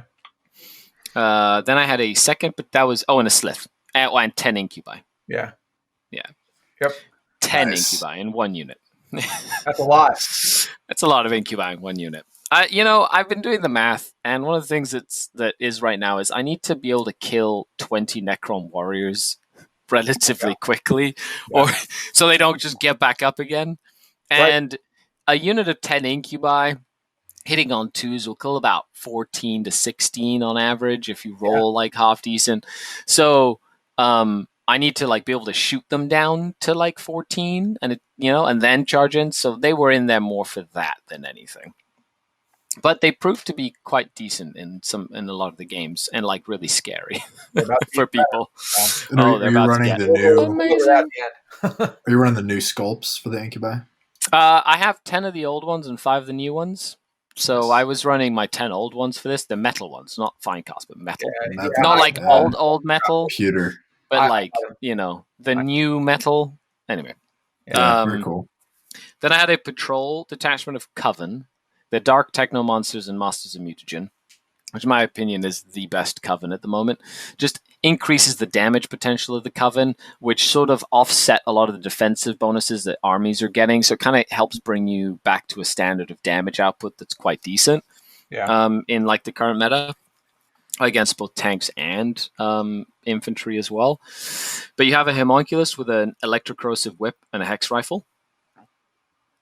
I did spend the Alliance of Agony stratagem to give him a Warlord trait as well as the Succubus. But he has the Master Regenist Warlord trait, so he heals D3 wounds at the start of each of my turns. And then I gave him an extra relic for a command point, the Nightmare Doll, so it gives him a 4-up Feel No Pain save. So this guy's running around, he's 5 wounds, T5, 5-up Invul, 4-up Feel No Pain, and if you don't kill him in your turn, he heals D3 wounds at the start of my turn. Right. So it does make him... And then with the... Masters of Mutagen, all poison weapons. You're looking at like Ossifactors and the whips and all the close combat weapons for the racks also auto wound on 6s, which means that whip is surprisingly like damagey with the 2 damage. Right. 3 units of 5 racks, each with a hex rifle on the sergeant, and then 2 of them have Ossifactors on another dude. So I've got like 4 sniper rifles. They can overcharge to be 2 damage, +1 to wound, so they proc mortals on 5s.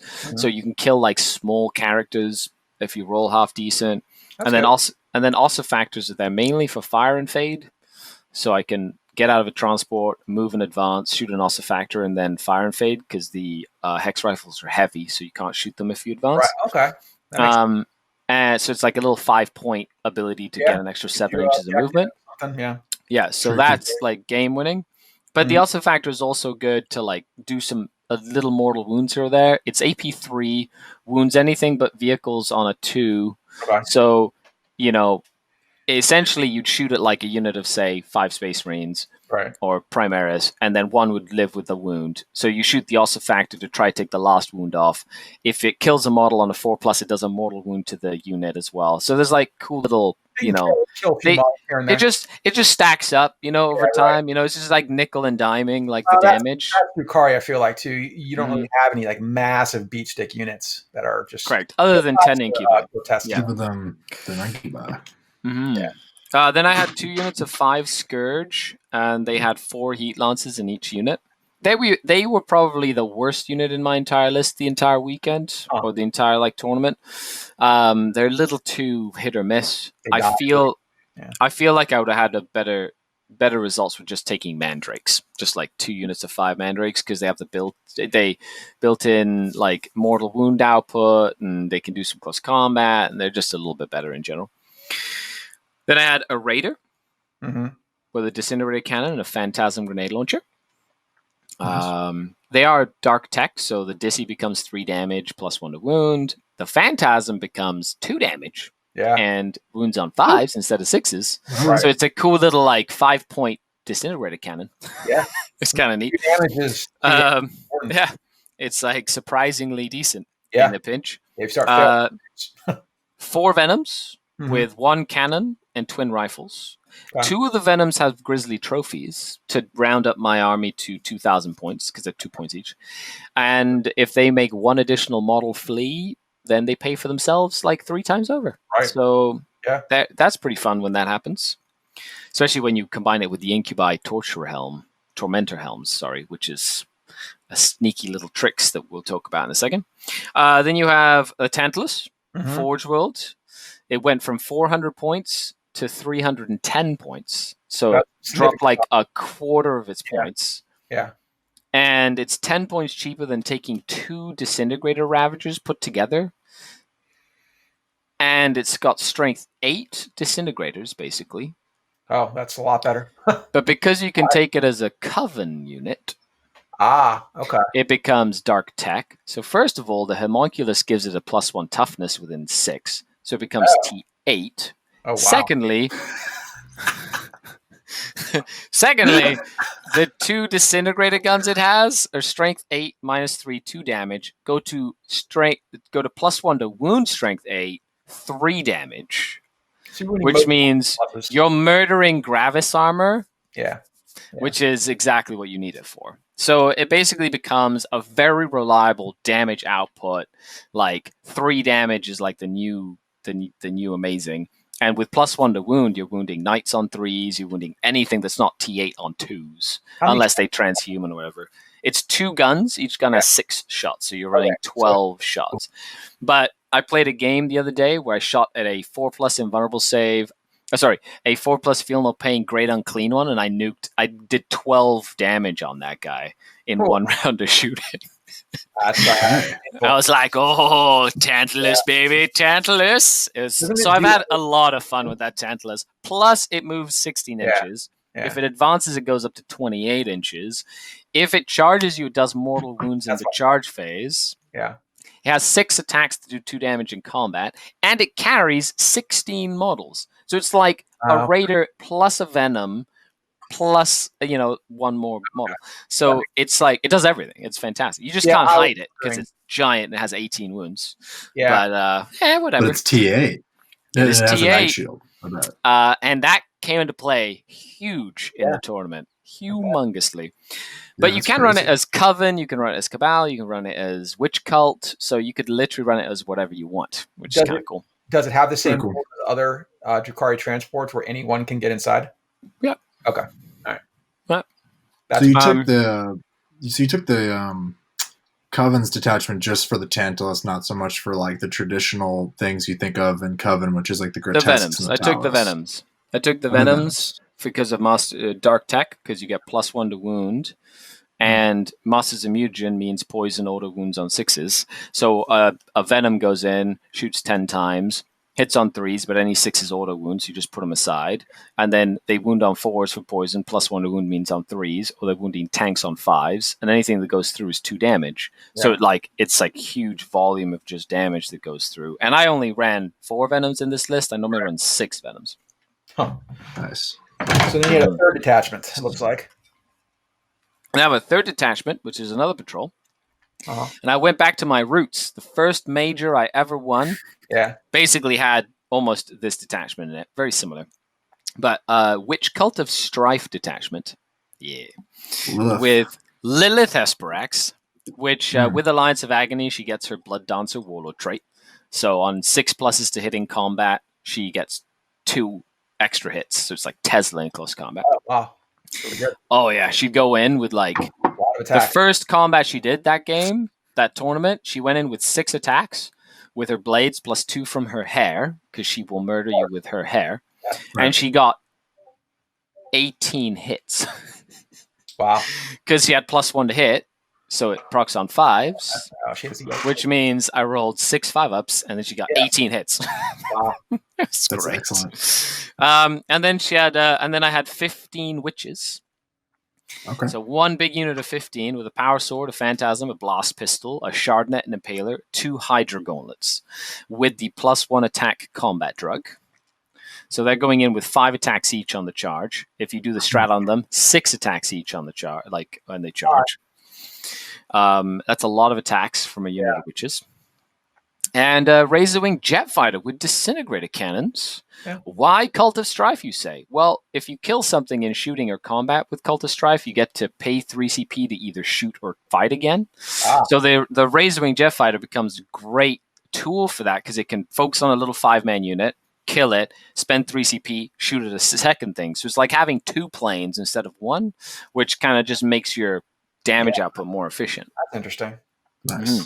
That's good. What a very interesting tech in the list. I appreciate that. Okay. Yeah, little stuff. Now, in my original list, the first list, and like way back in my first major win, the Tantalus was actually Cult of Strife, so that the Tantalus could shoot twice. Because then it could like kill something and then shoot again. But with the 3 damage plus 1 to wound, I'm finding in the current meta that's probably more important right now. Pretty important. Yeah, So the TH really good. So yeah. Okay, so you went into the tournament with this list. There's a three round event, standard RTT. So why don't you go into your first round then? So I played Don, and he was playing Tyranids. This was one of his very first tournaments. So, it was more of me teaching him how to play the game sort of thing. He was playing Tyranids. He had like Swarmlord, big block of gene stealers. He had like a bunch of Carnifexes and a Tyrannifex and an Exocrine and Hive Guard. And he had like all the elements that you'd expect from like a Tyranid army. Yeah. And we ended up playing a Hammer and Anvil game. I don't remember exactly which one it is. Right. But Hammer and Anvil. And so I was able to really sort of mitigate his long range shooting by like hugging my corner and then using my speed to like just run up at him. And really targeted the stuff that I need to kill, like the Hormagaunts and the Gene Stealers, to stop him from like moving around the board too quickly. And then essentially shot up like the Swarm Lord and like slowed him down even more, and then had my Tantalus do like a crazy 28-inch move up a flank. And then the next turn, the witches got out and like murdered all his Hive Guard and things like that. So there's it was a fun teaching game as well. Right. So he was just like learning that experience. But I took seconders like Engage on All Fronts. Because that's like a standard for my list. I took Deploy Scramblers, which is another standard for my list. It's like an automatic 10 points. Racks and the little unit of warriors, Nah, just the Slith gets it. Yeah, 21 points. Action Monkey just runs around, and he's an 8-inch move.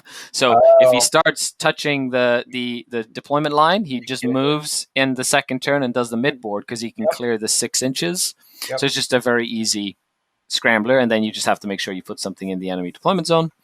And then I took Bring It Down because he had lots of monsters, and I just went around murdering Carnifexes and big guys. Yeah, and that Tantalus was incredible. It'd be like, is that an Exocrine? Dead in one shot. It was crazy. You're Exocrine on 3s. Oh, yeah. 3 damage each, right? So I only need 4 of those to go through. Yeah. So 6 up saves. Yeah, it's bad. Brutal. Yeah. So that was very, very useful. Although the Razorwing Jet Fighter died very, very quickly in that game. Well, I mean, against Hive Guard, that can happen, unfortunately. Yeah.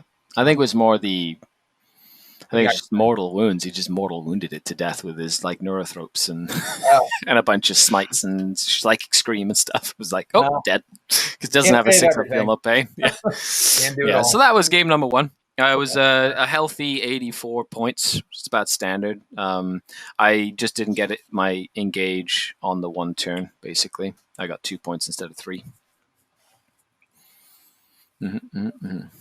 So then game 2, you're going into game 2, you had a big win, which often, if people watching don't play a lot of RTTs, getting a huge win on turn 1, unless you're a really good player, can set you up for some major disappointment because you often play against the really good players in round 2 if you score big. So scoring big though, especially in a small event that's 3 rounds, there'll normally be 2 undefeated players. Right. So if you're going to an event where there's going to be multiple undefeated players, playing big is like you go big or go home. You know what I mean? Like you have to score those points to score like to podium, or if you, it means you get an easy matchup, but then if you don't score those points, you might end up in 4th place or whatever, like depending on what happens. Yep. So second round I played against Hamza, who's, a known player around these parts. He's a good player. He plays a variety of different lists. He's always coming up with some crazy ideas and concepts. Cool. And he was playing Horde Orcs. Ooh, and we were playing Vital Intelligence. So if anybody doesn't know what that mission is, which you should get your book right now. Open it up. That's a hold 2 for 5 points. Oh. And it's diagonal deployment like this. Yeah. And you have 4 objectives in the middle, and you have 1 objective in each side. Mm-hmm. That's Vital Intelligence, which means I'm playing 180 orcs on a hold 2 with my list. Yeah. Anyway, what a slobber knocker this game was. So let me go over his list real quick. It was Gazgul. Mm-hmm. Now he was running a Bad Moons list. Okay. However, he was running Gazgul. You can do that. That's not an issue. It does mean that you lose access to the Medi-Squig if you don't have a Pain Boy that's the same cult or clan as Gazgul, because it's a clan-based thing. However, Gazgul is still a monster, and he will flip anything over that he touches. That's how Gazgul goes. So he's running Gazgul and Makari. And he loves running Makari to give Gazan 6 of Feel Pain, but also he has a 2-up invul save, and that little dude is like the toughest grot you'll ever meet in your life. He's like an Archon on steroids that can stab you and do mortal wounds, which is actually really funny when it happens. Granted, grot's a low bar still. Yes, it is.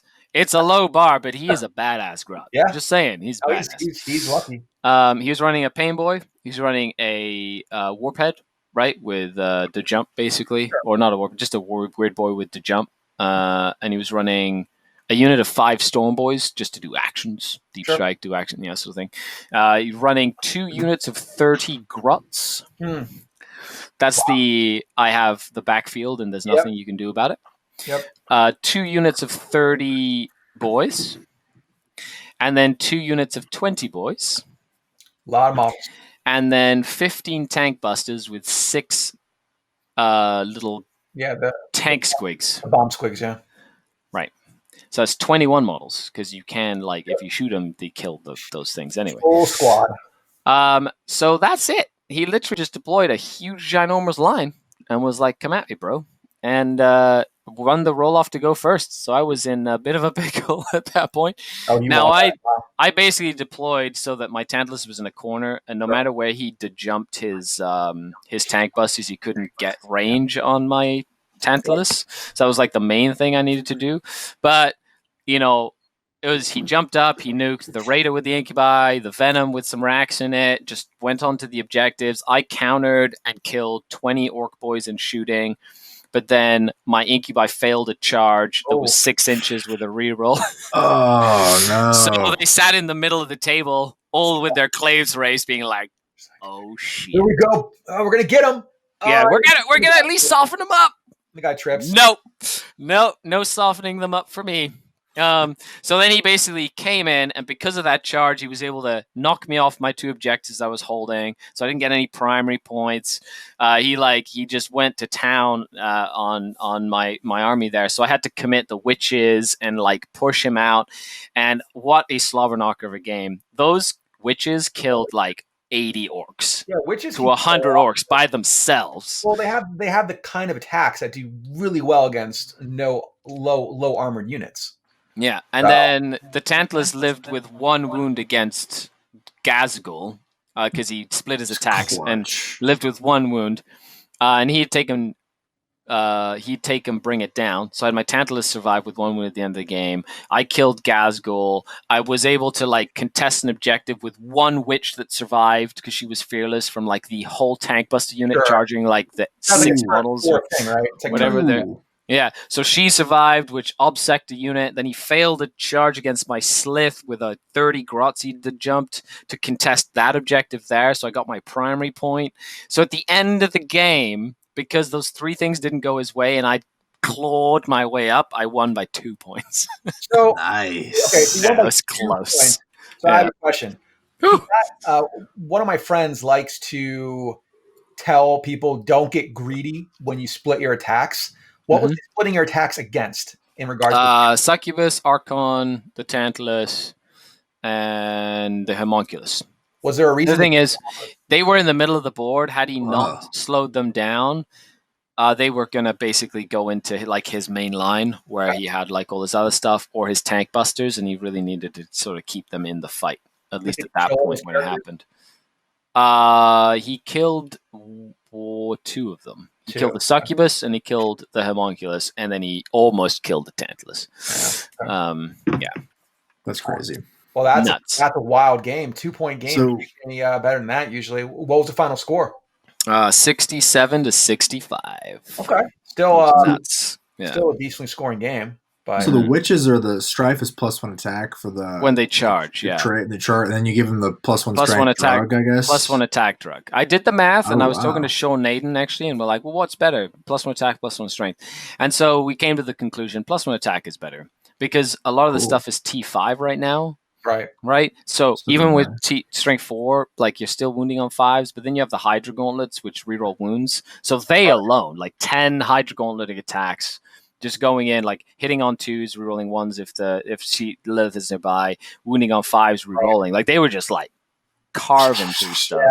Well, that's super great. That's 2 models, 10 attacks from 2 models, right? I love that. You also never want to underestimate the ability to have that potential to do more damage with more attacks.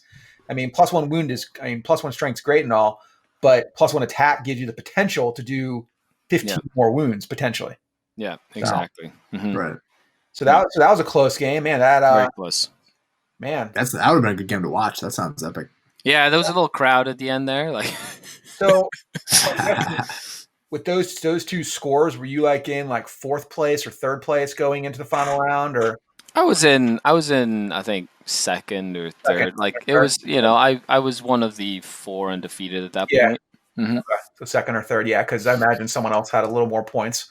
But then you go into the final round, and what army were you facing there? Okay, so I was playing Mike, and he's playing Deathwing. Dark Angels. Oh, very cool. This segues into the segment, the discussion we had in the first segment of the show with a Dark Angel player. Correct. What Dark Angels, excellent stuff. They've got lots of stuff. Like his list was 10 Deathwing Terminators. See that a lot. A unit of 5 Deathwing Terminator Command Squad. Wow, so 15.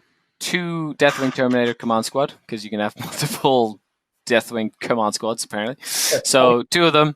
Now, those things are crazy because you can't shoot any characters that are within 3 of them. So they can literally have these Terminators behind a wall and all the characters around them being like, you can't do anything, not even with snipers, which is really annoying. And he had his 6 Plasma Inceptors that he split up into 2 units. He had 3 Multi-Melta attack bikes, which are Raven Wings, so they can like do some crazy shenanigans. He had Smashlin, Slaplin, basically a Smashlin on a bike. He had a captain on I might have been a bike as well, but a captain on a bike with the Obsec aura bubble. He had a Ravenwing Talon Master. He had an Apothecary, of course, and then he had a couple of Incursor units and a little tactical squad just to like hold an objective in the backfield. Okay. And yeah, that was about it. A lot of Terminators that you can't wound on better than a 4+. That's scary. Tantalus. Yeah, well, the Tantalus the Tantalus was good for that, for the 3 damage, but you're still wounding on 4s, right? Storm Shield, yeah. Yeah. Now we're playing a mission that has,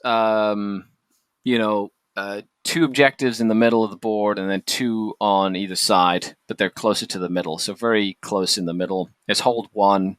And I feel like this game came down to like the secondary choices and points that we played. And it was a very, very close game as well. Those are the best kind. So we deployed. There's nothing for me to hide my Tantalus behind. I know these multi-meltars are going to like nuke my Tantalus so fast. And I made the mistake of not counting how many drops he had to then be able to outdrop him with my characters and then wait to put the Tantalus down based on where he put the multi-meltar attack bike. So the last thing I put down was my Tantalus. The last thing he puts down is his multi-meltars. And literally we rolled off. He wins the roll to go first. And I'm like, well, nice to know you, Mr. Tantalus. Yeah, that's unfortunate. However, that's where the toughness 8 came in. Because he walked in, shot, hit 6 times, and wounded once. Ooh. T8, baby. Damn. Yeah. So that was, yeah. So the Tantalus was amazing with that T8. Like, literally was like 3, 3, 3, 3, 3, 3. Oh, so good. I was like, so happy. And then I had to vect his use of a 4-up invul on the Raven Wing attack bikes, basically, when I shot him. So I vected that and then just nuked the multi-melta attack bikes. That was like my first shooting phase. I was like, they have to die. And I just focused all my fire on them. Okay, what kind of secondaries did you take? So I took Domination because I knew that I can't really spread out against an army like that because it's just so... He's going to, he can just find little pockets and just completely destroy them. So I went for Domination because the objectives were in the middle of the board, which means I only need to really control like a little triangle of the table, like sacrifice 2 units to take the 2 middle ones and then the ones in my zone. So I didn't have to like expand my horizons with that. I took Scramblers. If you're an Eldar player that doesn't take Scramblers, reimagine yourself. And then Assassinate. Even though it was going to be hard for me to get them, I knew that I was going to have to get stuck in at some point. I had a lot of combat-y characters and combat-y units that could like really threaten his characters close up, so I didn't have to shoot them to get rid of them. And I knew that he was going to want to probably get up to me. And as soon as he like said what his secondaries were, I knew I had more of a chance in the game. Because he went for grind them down, which is fine. You know, he's going to kill a bunch of them. He went for sorry, that's not the right one. Haha. He went for...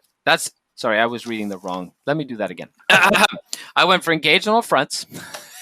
Here I am talking about it now. So engage on all fronts, I knew that he was probably going to want to take the middle as a Space Marine player. And I didn't want to have to get close to the middle to get points, because that's what they do. I took Assassinate, which is what I did, and I took Scramblers. Okay, so it's just the engage. And then he took... Both descriptions were very good, though. You really sold me on I was like, oh, okay, Domination. That makes sense. I was like, can you explain? They both work. Depending on the style. And where the terrain is. It also depends where the terrain is. Well, Domination's tough in a 6 objective mission, too, so that's what I was curious about. Yeah, I took engage on... he took Oaths of Moment, though, which was really his undoing, in my opinion. Because Oaths of Moment is very, very good, but in that mission, there's no objective in the middle of the table. Right. So he had to keep on like throwing stuff into the middle of the board to maximize on that secondary choice, whereas the objectives are literally like not in the middle. So everything he threw in the middle was just very easy for me to sort of like get free kills and extra kills and stuff. Yeah. A lot of the times, the only things that he had that were fast enough to get in the middle were some of his characters. So he kept on having to like sacrifice his characters, but then I'd take an Assassinate. But if he keeps his characters away and doesn't get the point, then, you know, then he doesn't get his Oath of Moment at all. And then it's like a moot point anyway. So that was interesting. Of course, he took Bring It Down as well, just because... I have lots of vehicles. And he took Engage instead of Grind Them Down, which is interesting. But I think Oaths of Moment takes the place of Grind Them Down. Yeah. Which I think is the reason why. But other than that, crazy close game. The Witches, once again, were phenomenal because they went into these big Terminator blobs and just tied them up forever, which was great. Right. And then... You know, that Tantalus 3 damage was like, are those Plasma Inceptors dead?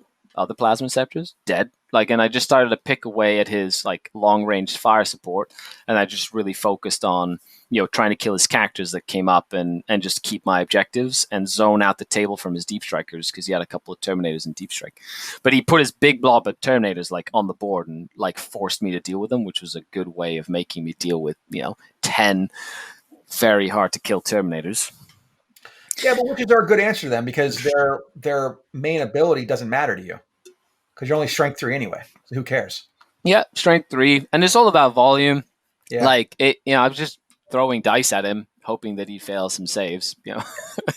That's kind of how it worked. And you have a 4-up in Vaughn against him, so and he doesn't have a lot of attacks after round 1. Yeah, so it was good, tying him up in combat. Plus, the witches roll obsec, so I was able to sort of out obsec his obsec because I had like 15 witches to his like few Terminators that got objectives. I also used things like Venoms and the Venom and some other units because if the Terminators are really spread out, if you hit all the witches in one side or one flank, and then I use like a Venom or something on this side so he can't pile in attacks into the witches, he's forced to sort of pile in and split his attacks into 2, so he can't really concentrate all his damage onto the thing that he needs to kill. So you just kind of make sure that because this model's close, you have to pile in this way. Yeah. Which means you're not going to get those attacks over here. And I can use my pile in and my consolidates to maximize my number of attacks while minimizing the number of models that I get engaged into combat with you, which is kind of like an important thing to note when you're fighting stuff like, and it's going to be a grind fest. Yep. You're going to kind of pull every trick that you can out of the book and try and like get little advantages in the technical aspect of the game to kind of maximize your gameplay at that point. Well, the pile-in rule is extremely important to know. It's one of those rules where people don't play a lot, don't quite understand it. I mean, I've had situations where I've pulled casualties, and because of where the remaining models are, they can't pile in, and then they die in morale. Yep. It is so bizarre when you think about it. Like your model won't get back to where his other friends are. And then he just kills himself. Yep. It's funny because a lot of people, I feel, like underestimate the power that you can kind of pull out of the close combat phase. Yeah. But there's so many layers to just the close combat phase. Whether it's the order of operations, right? So which unit do you pick to fight first? Because it's not just which unit do I want to fight so that you don't fight me back sort of thing. It's not only that, it's also things like, well, if I pile this unit in, this unit has to consolidate first or pile in first, then it attacks, then it gets to consolidate. Now, is that going to get in the way of another unit that I need to fight with? Is it going to do I attack with this unit so that this unit can maximize its attacks? Like if this unit does too well and kills all the models, is my opponent going to take all the casualties from here and then this unit can't attack at all? So do I start with the unit so it can get to attack and then go to the bigger unit? There's like lots of different things. You can really back yourself up. Yeah. And the biggest thing I'd say is take your time to activate a unit, do your pile-ins, fight, and then do your consolidates. Take the time to get used to using the extra movement and to really kind of getting a feel for that stuff. And it's a very important skill set to have if you want to increase your technical play at a competitive level. Yeah, and that was the same way for last edition too. I mean, mastering the fight phase, especially charging is a lot different now. But back in 8th edition, the movement during the charge and fight phase would be the difference between someone who won a tournament and someone who just went, 5-1 or 4-1. Agreed. It was such, and it's still really important now. They didn't really change a whole lot besides some of the gotcha moments with charging. Exactly. And there's a couple of different nuances, like knowing that you can attack a character that heroic intervenes into you now. It doesn't have to be part of the charge anymore. Or, knowing what things activate when you charge or if you get charged or if you heroic intervene, or making sure that you charge and stay out of heroic intervention range of stuff so it doesn't get into you and like fight you, that sort of thing. So it was a really close game. What do you think decided your game? Was it the Tantalus surviving or what? Well, the Tantalus survived. That was like a big part of the game, which kind of helped me deal with long range shooting. But it was really the fact that he sort of like split his army into 2 sections. right? And then instead of putting like his Terminators right in the middle, because he wanted to sort of like overload a flank, it allowed me to sort of kill his OBSEC stuff that he'd sort of pre-deployed or forward deployed with a lot of my shooting on the first turn, and then kind of pin his heavy hitters on one side, which then forced all his like support characters to try and get to the other side to kind of get them out of dodge, and and he wasn't able to do that fast enough. It was an absolute like bloodbath. We almost killed everything, like on both sides, which is saying something. Yeah. However, it was those witches once again that were like MVPs. They just went in and murdered stuff. It ended up being 82-68, so it was a decent win on my No, side. that's a good. How many points did he get? Do you remember what his Oath of the Moments score was? Because you said that was a big. That was probably. It was not because he couldn't score it.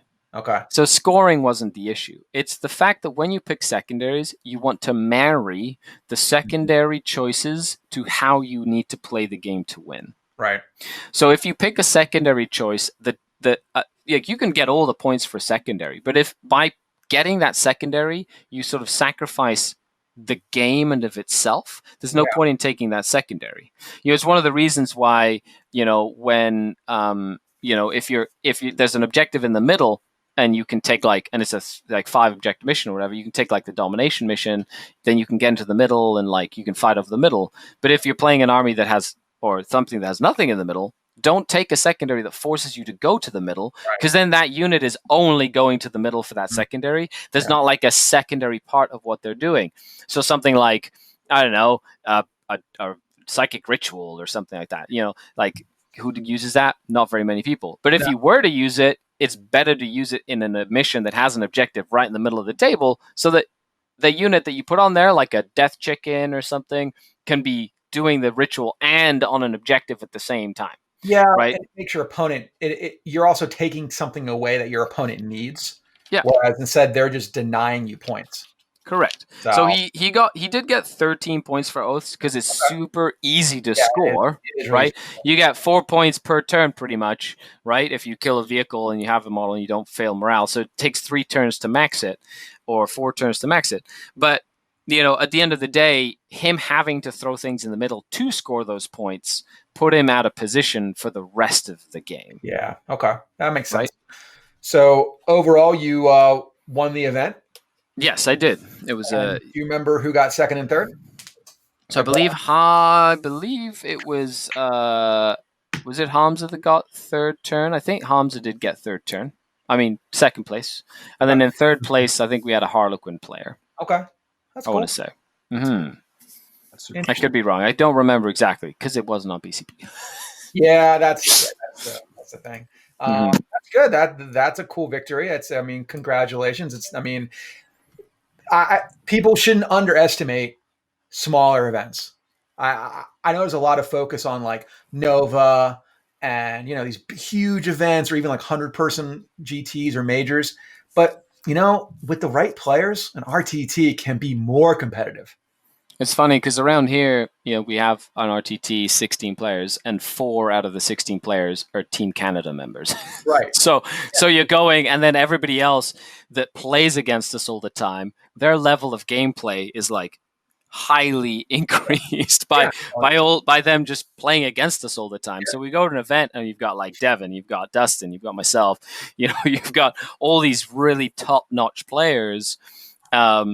And we're literally, it's like a Shark Tank is what it is, like a little RTT, but it's like everybody knows what they're doing, which makes them very enjoyable too. Yeah, so, it's definitely, I see that in my area too. We have we have a decent sized play group here, but we have people like TJ that show up for every event in the area. And some people don't like that. They're like, well, I can't win events. And I remind them, well, you probably weren't going to win the event anyway, honestly. So you may as well learn from it and get better because you're playing against all these really good players in the area. Because not only TJ, we have Lewis Stolberg, who took first place AdMac last year. We have me and my friend Jeff, who consistently score high at tournaments. And it's like small area, but a lot of people that can do well. And if you pay attention, you get better. Not get demoralized. So Yeah, it's a good chance for you to like test things out and stuff. So a lot of like good players test things at little RTTs, you know what I mean? Yep. But because of the lack of events recently, any event that we do have is like game time. I held a 12-person RTT at my house here. And I had people showing up from Jersey who wanted to play because it's like there's not a lot of events, and I have really good terrain at my house, and it's all streamed and everything, so it's fun. And I was going to have another event this weekend, but with COVID, I was like, I'm just not going to do that. Yeah, it's better to be safe than sorry, that's for sure. Well, yeah, it's definitely true. So anyway, that was a good tournament. Hopefully you get to go to more. Do really well. I was looking, like I said, it's hard to find other Drukhari lists in BCP because it's not a widely known, widely played army right now. But I have a few pulled up here. I'm not going to go through the whole list. So I'm just looking through them, like what they took that you didn't take at all. I'm curious of your thoughts on some of this stuff. Like, so there was this one guy. He played, I think it was like a 12-person event, something like that. His name was JT McDowell. Yeah, JT. He's up from Canada as well. Okay, cool. Yeah, he's one of the play on tabletop guys. Oh, okay. So he's Nice. play on. Okay, yeah, right. They have like the most legit battle reports. Yeah, it's tough Pretty sexy.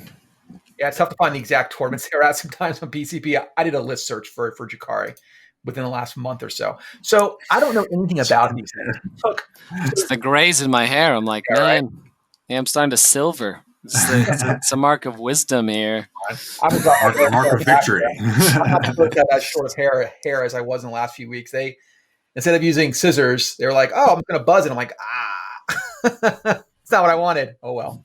So he took some scourges like you did as well. He took Ravengers instead of the Tantalus, but he also took these. I guess these are Forge World vehicles, the Reapers. No, they're in my competitive list. Yep.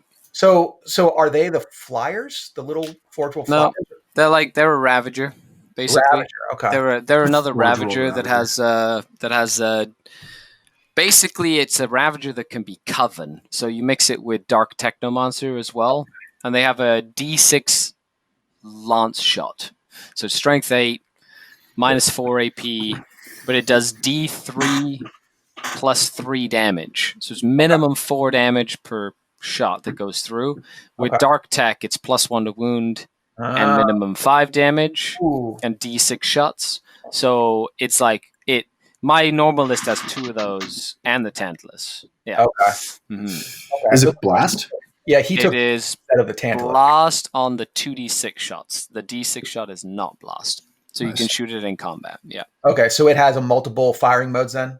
It has a second mode, which is strength 6 -1, 2d6 shots at 24 inches. Okay. But then again, you can soup it up, so it's +1 to wound and 2 damage.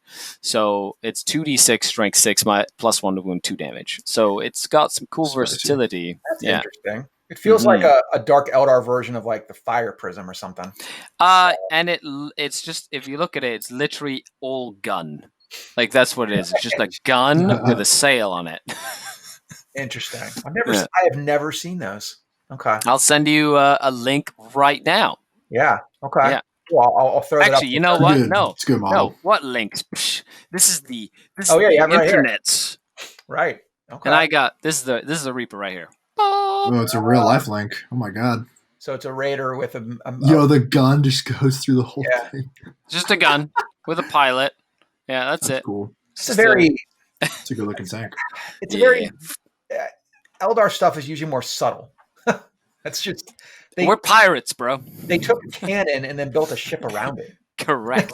A big haywire style cannon. It's like and shoot you dead. So then, other than that, at least, like I said, it's a lot of very similar style units from what you're using. Both of these other lists I'm looking at, though, the second list here is from a player, Brandon St. Pierre. He was using a bunch of Talos, and JT had one as well. Where do Talos fit in the competitive Drukhari scene right now? Well, Talos is still good, the same as Grotesques. They're not bad. You know, they're probably more appropriately costed now than they were most of 8th edition, because they were undercosted most of 8th edition. The biggest thing is that They rely on high toughness and using a coven called Prophets of Flesh to give them a 4-up invulnerable save. So then giving them toughness 7, 7 wounds apiece with a 4-up invulnerable save. They tend to be very, very killy unit that can deal with both infantry with their chain flails to get 10 attacks each, or with their macro scalpels to kill with 2 damage minus 2 AP as well. So they're a very versatile unit that could kill tanks, could kill infantry. They fly, they could kill hordes. They did everything. The thing is, they do lack a little in flexibility, so they have a few terrible matchups. But the terrible matchups that they have, they're terrible matchups. Right. So if you end up running at a tournament where you have 9 Talos, which is half your army, and then you're, and I usually run 6 and then 2 units of 5 grotesques if I'm going to do that style of list. Okay. But if you ever run into it, you can run into armies that can, if they can deal with 1 unit of Talos quickly, they can deal with 6 or 9 in short order. Yeah. And then your Talos tend to struggle coming back from armies that can deal with them with lots of mortal wounds or shutting down invulnerable saves like a death hex or something, or even just an army like Tau that goes, I want to kill that unit, and just shoots it and it just dies. Because I played AdMech all last season, ITC, and they can definitely deal with toughness 7. Yeah, that's fine. Yeah, so you look at it and go, I have enough guns. And enough mortal wound output and enough damage output and good strength that I'm going to volume. I don't care if you've got 21 wounds in that unit. It's just all dead. Yep. And that's what I was finding more and more. And the thing is, Talos, you're spending so many points on Talos, you sort of have to also think about the objective game. Yeah. And it's hard to play the objectives with big, nasty units that you want to throw at people and kill stuff. Right. Because you're kind of, okay, well, I need them to go and kill this, but I also need to take that objective and hold it. And so I've got OBSEC, but, they don't, and they have short, low range. Yeah, you need them for things. Yeah, they're still fun. I personally like the Chronos better with the Dark Techno Monster stuff, because then you've got flamers and weapons that can do up to 4 damage each with a +1 to wound, with minus 2 AP on a lot of the stuff. So they can go in with a bunch of flamer shots and their little blast weapons and just nuke a bunch of stuff. But they only have a 5 of invul, so you have to hop them from line of sight blocking terrain to line of sight blocking terrain. So they're harder to use. Okay. But other than that, that's pretty much they used a few of the little characters, a few of the other Court of the Archon models. The Urgles, they're action. They're 16 point non-character infantry, so you have to do actions really, really easily. Put up banners, do some scramblers. They're excellent. They're definitely popular based on. I think I was selling 12 of those things. And they sold crazy. People looking forward to what they do with the new codex with the Court of the Archon. I feel it's one of the few units that's going to shake up how they do it. That and beast packs. I really hope that they re-envision beast packs and they re-envision the Court of the Archon and make them more of an integral part of the Drukhari soup. In 5th edition, they were more part of it. So that goes into our last segment here. A bit of a fun, not necessarily tournament talking, but we have finally some Dark Eldar releases in terms of rules. I think there was only one, which was the Incubi. Yes, that was the only news. So why don't we? And the fact that seems like you're gonna be able to mix and match Coven, Witch Cult, and Cabals in a single detachment. Yeah, they're changing their detachment rules. So what are your thoughts on the new Incubi? Well, I already run 15 in my competitive list, so if they get better, that's good for me. So what's the buff to them?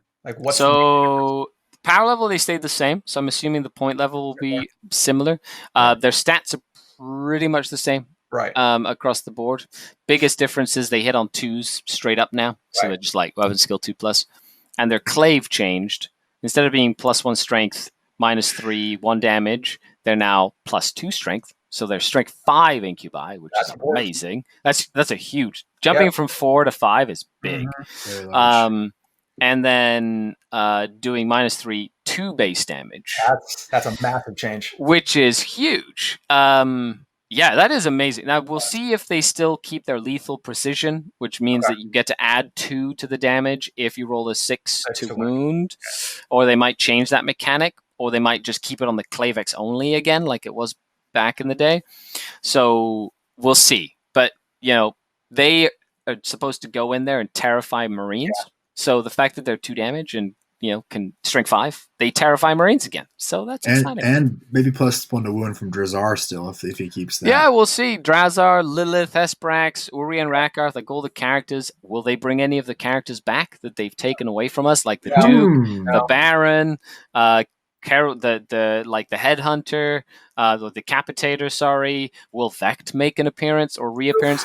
Like they're doing some crazy prints. Right? And some crazy units and models. I wouldn't be surprised they're like, this is Vect in his giant Pyramid of Doom thing, the obelisk that flies around with his face as a hologram being like, you're dead. Pew! It's crazy. Read some books. He's like a badass. So my hot take on that is none of those characters are going to come back, but Vect is a possibility. I certainly hope so. There's literally a scene in a book where they're watching a gladiatorial show and they're all having a good time, and then this freaking obelisk of death, which is like Vect's personal drone that he sends to execute people, shows up at the arena and goes, you've been accused of treason, and just legit just shoots the hell out of this whole cabal that was watching the show, and then goes away. and also in the new the more recent lore where he kills everybody who attended his funeral. Dude is such a badass. Well, it's actually, ridiculous. it's funny. Eldrad, if we're going down this fluff rabbit hole, Eldrad is just as conniving as Vect. Yeah. I love Eldrad. I read, was it Blood of the Phoenix or something or whatever? And Yvrane's describing Eldrad, and Eldrad's machinations of the entire universe trying to change the course of history is just as messed up as Vect is. So have you read any of the heresy books? Any of the what? The Horus Heresy books. Not very many. Okay, so in one of the most recent ones, Eldrad is a central figure in some of those books, and he goes around during the heresy, and there's this group called the Cabal, which is a group that is manipulating everything going on, and Eldrad starts killing them all. Just killing all of them. It's really badass for Eldrad. So, but anyway, can't mess with Eldrad's plans, man. Those are his plans. I'll send you the so anyway, real quick, Dark Drukhari. What are, off the top of your head, what are the top 3 things you hope a new book gives you or addresses?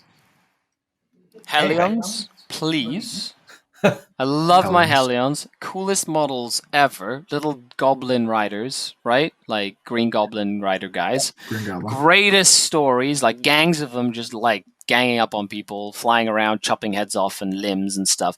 But they are terrible in the game. So it would be really nice to be able to feel them on the table and be scared of my Hellions. That'd be great. So Hellions. So Hellions number 1. Number 2, I really want them to rearrange the Court of the Archon. I think that's going to be a big thing. I want, there's lots of armies that have characters, and characters have, very specific buff impacts or, ways that they impact the game itself. Apothecaries, chaplains, that sort of thing. So it'd be cool to see the Court of the Archon have some sort of bodyguard mechanic, like the new bodyguard stuff, where they're you can't shoot the Archon unless you kill the court, which makes sense. Or something along those lines. And then the Beast Packs.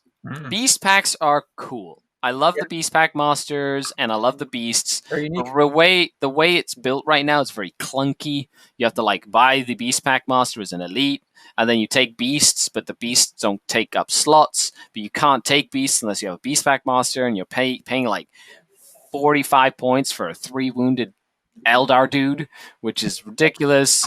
To then I just wish the Beasts had a different mechanic, or they let you say, hey, this is the expanded universe. You can take beasts from all over and make a bestiary, and then have beasts from, I don't know, have squigs and have some random space wolf Fenrisian wolves or thunder wolves that you've kind of lobotomized or tamed or whatever, or some Narlox or something like that. Or all the stuff from Blackstone Fortress, an Amble, this dude's on an Amble or whatever. That's too far-fetched, because GW has the models for that.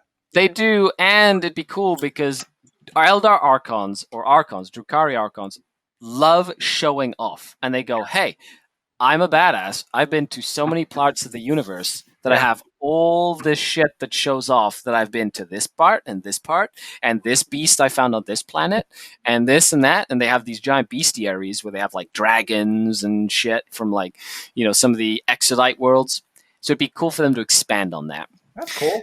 Yeah. So that's also, make my Ravagers cheaper again. What the fuck, GW? So that's Come on. 5 things. But yeah, that's cool. I mean, I assume Dark Eldar Drukhari will get some pretty interesting stuff. GW is doing a decent job with these first few books of making them fairly unique compared to the 8th edition books. I wasn't sure if they were just going to do a copy and paste, but the Space Marine book is very different. The Necron book is certainly super different. Yeah. Forward to them adding more like detachment bonuses and cool rules like Necron protocols or combat doctrines or ad mechanicals. It seems like they're giving every army those things. So that could be cool. So, okay. So the final thing we're going to talk about is what is your channel? Like, what's your Twitch channel? What can people watch to follow you and stuff like that? You can go over to YouTube, Scardcast on YouTube. All the links are there directly to the Patreon, directly to the Twitch page, the Facebook page, the Twitter account, the Instagram. You can literally find it all there. I'm constantly posting stuff. And this is what I do for a living. So this is literally what I do, is create content and entertainment and guides and tacticas and coaching. Or you can just find me on Art of War. I've built a lot of lists for people. I've been coaching folks and having a lot of fun with that. So if you want to hop on in and you like my coaching style, my teaching style, let's make a plan for you. Sounds good. I'm going to put the links for your channel and all that in the show notes. And I'm going to try to get what I'd like to do for the viewers too is get your competitive list that differs from the RTT, and people can look at what you're taking also. Appreciate you coming by. Thanks for having me on. This is really fun. Hey guys, and we are back. I appreciate both Skari and Austin for coming on today. It was great. We had a lot of good Dark Angel discussion. He's very excited about it. It's good to bring people on that have an enthusiasm level for the army they're playing and have a large collection, because they generally have the most to talk about. And that also goes for Skari and his Drukhari, since he is one of the most prolific Dark Eldar players that I know. So I appreciate him coming on and giving some amazing tactical advice. And in the show notes, make sure to check out his YouTube channel. And if you want to up your game at 40K, make sure to sign up on the Art of War. The War Room is transitioning to a website, which is much better than Facebook. You'll love it, easier to use. We're going to have videos up there for all the coaching sessions, all the clinics, the games in one area, so you don't have to fiddle around on Facebook. Anyway, so if you also like that terrain I showed you, such as this stuff here, this Warp Gate, it's pretty awesome 3D terrain. Big Bear 3D. They make entire tables for around $350. That is not a lot of money when you're talking about trying to fill your board with Games Workshop terrain. This stuff is easy to paint, goes together like a snap fit. You don't have to glue it. It's customizable. You can move it around. You can reconfigure it into whatever you want. Super cool. I have about 3 tables of this now that I'm painting up. I have about 2 painted. 1 more is coming in the mail. Again, this weekend, we have around 7 games I'm recording.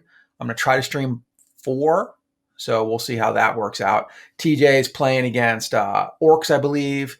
Then he's going to play against a rematch against Harlequins that he had in a GT a few weeks back. We have two other guys showing up that play Space Wolves and Nids. They were at the last tournament I ran on stream. They're cool. We're going to have TJ and Mate play them as well. And then I'll have a few games that are off stream that I'm recording that I'll throw up later.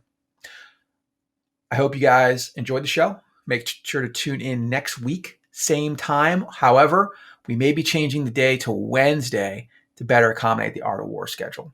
And I'm thinking about doing a second show during the day so that people in Europe can watch. I can bring on European guests. That'd be cool because they're still playing, unlike really us here. All right, guys, have a good evening, and I will talk to you next time.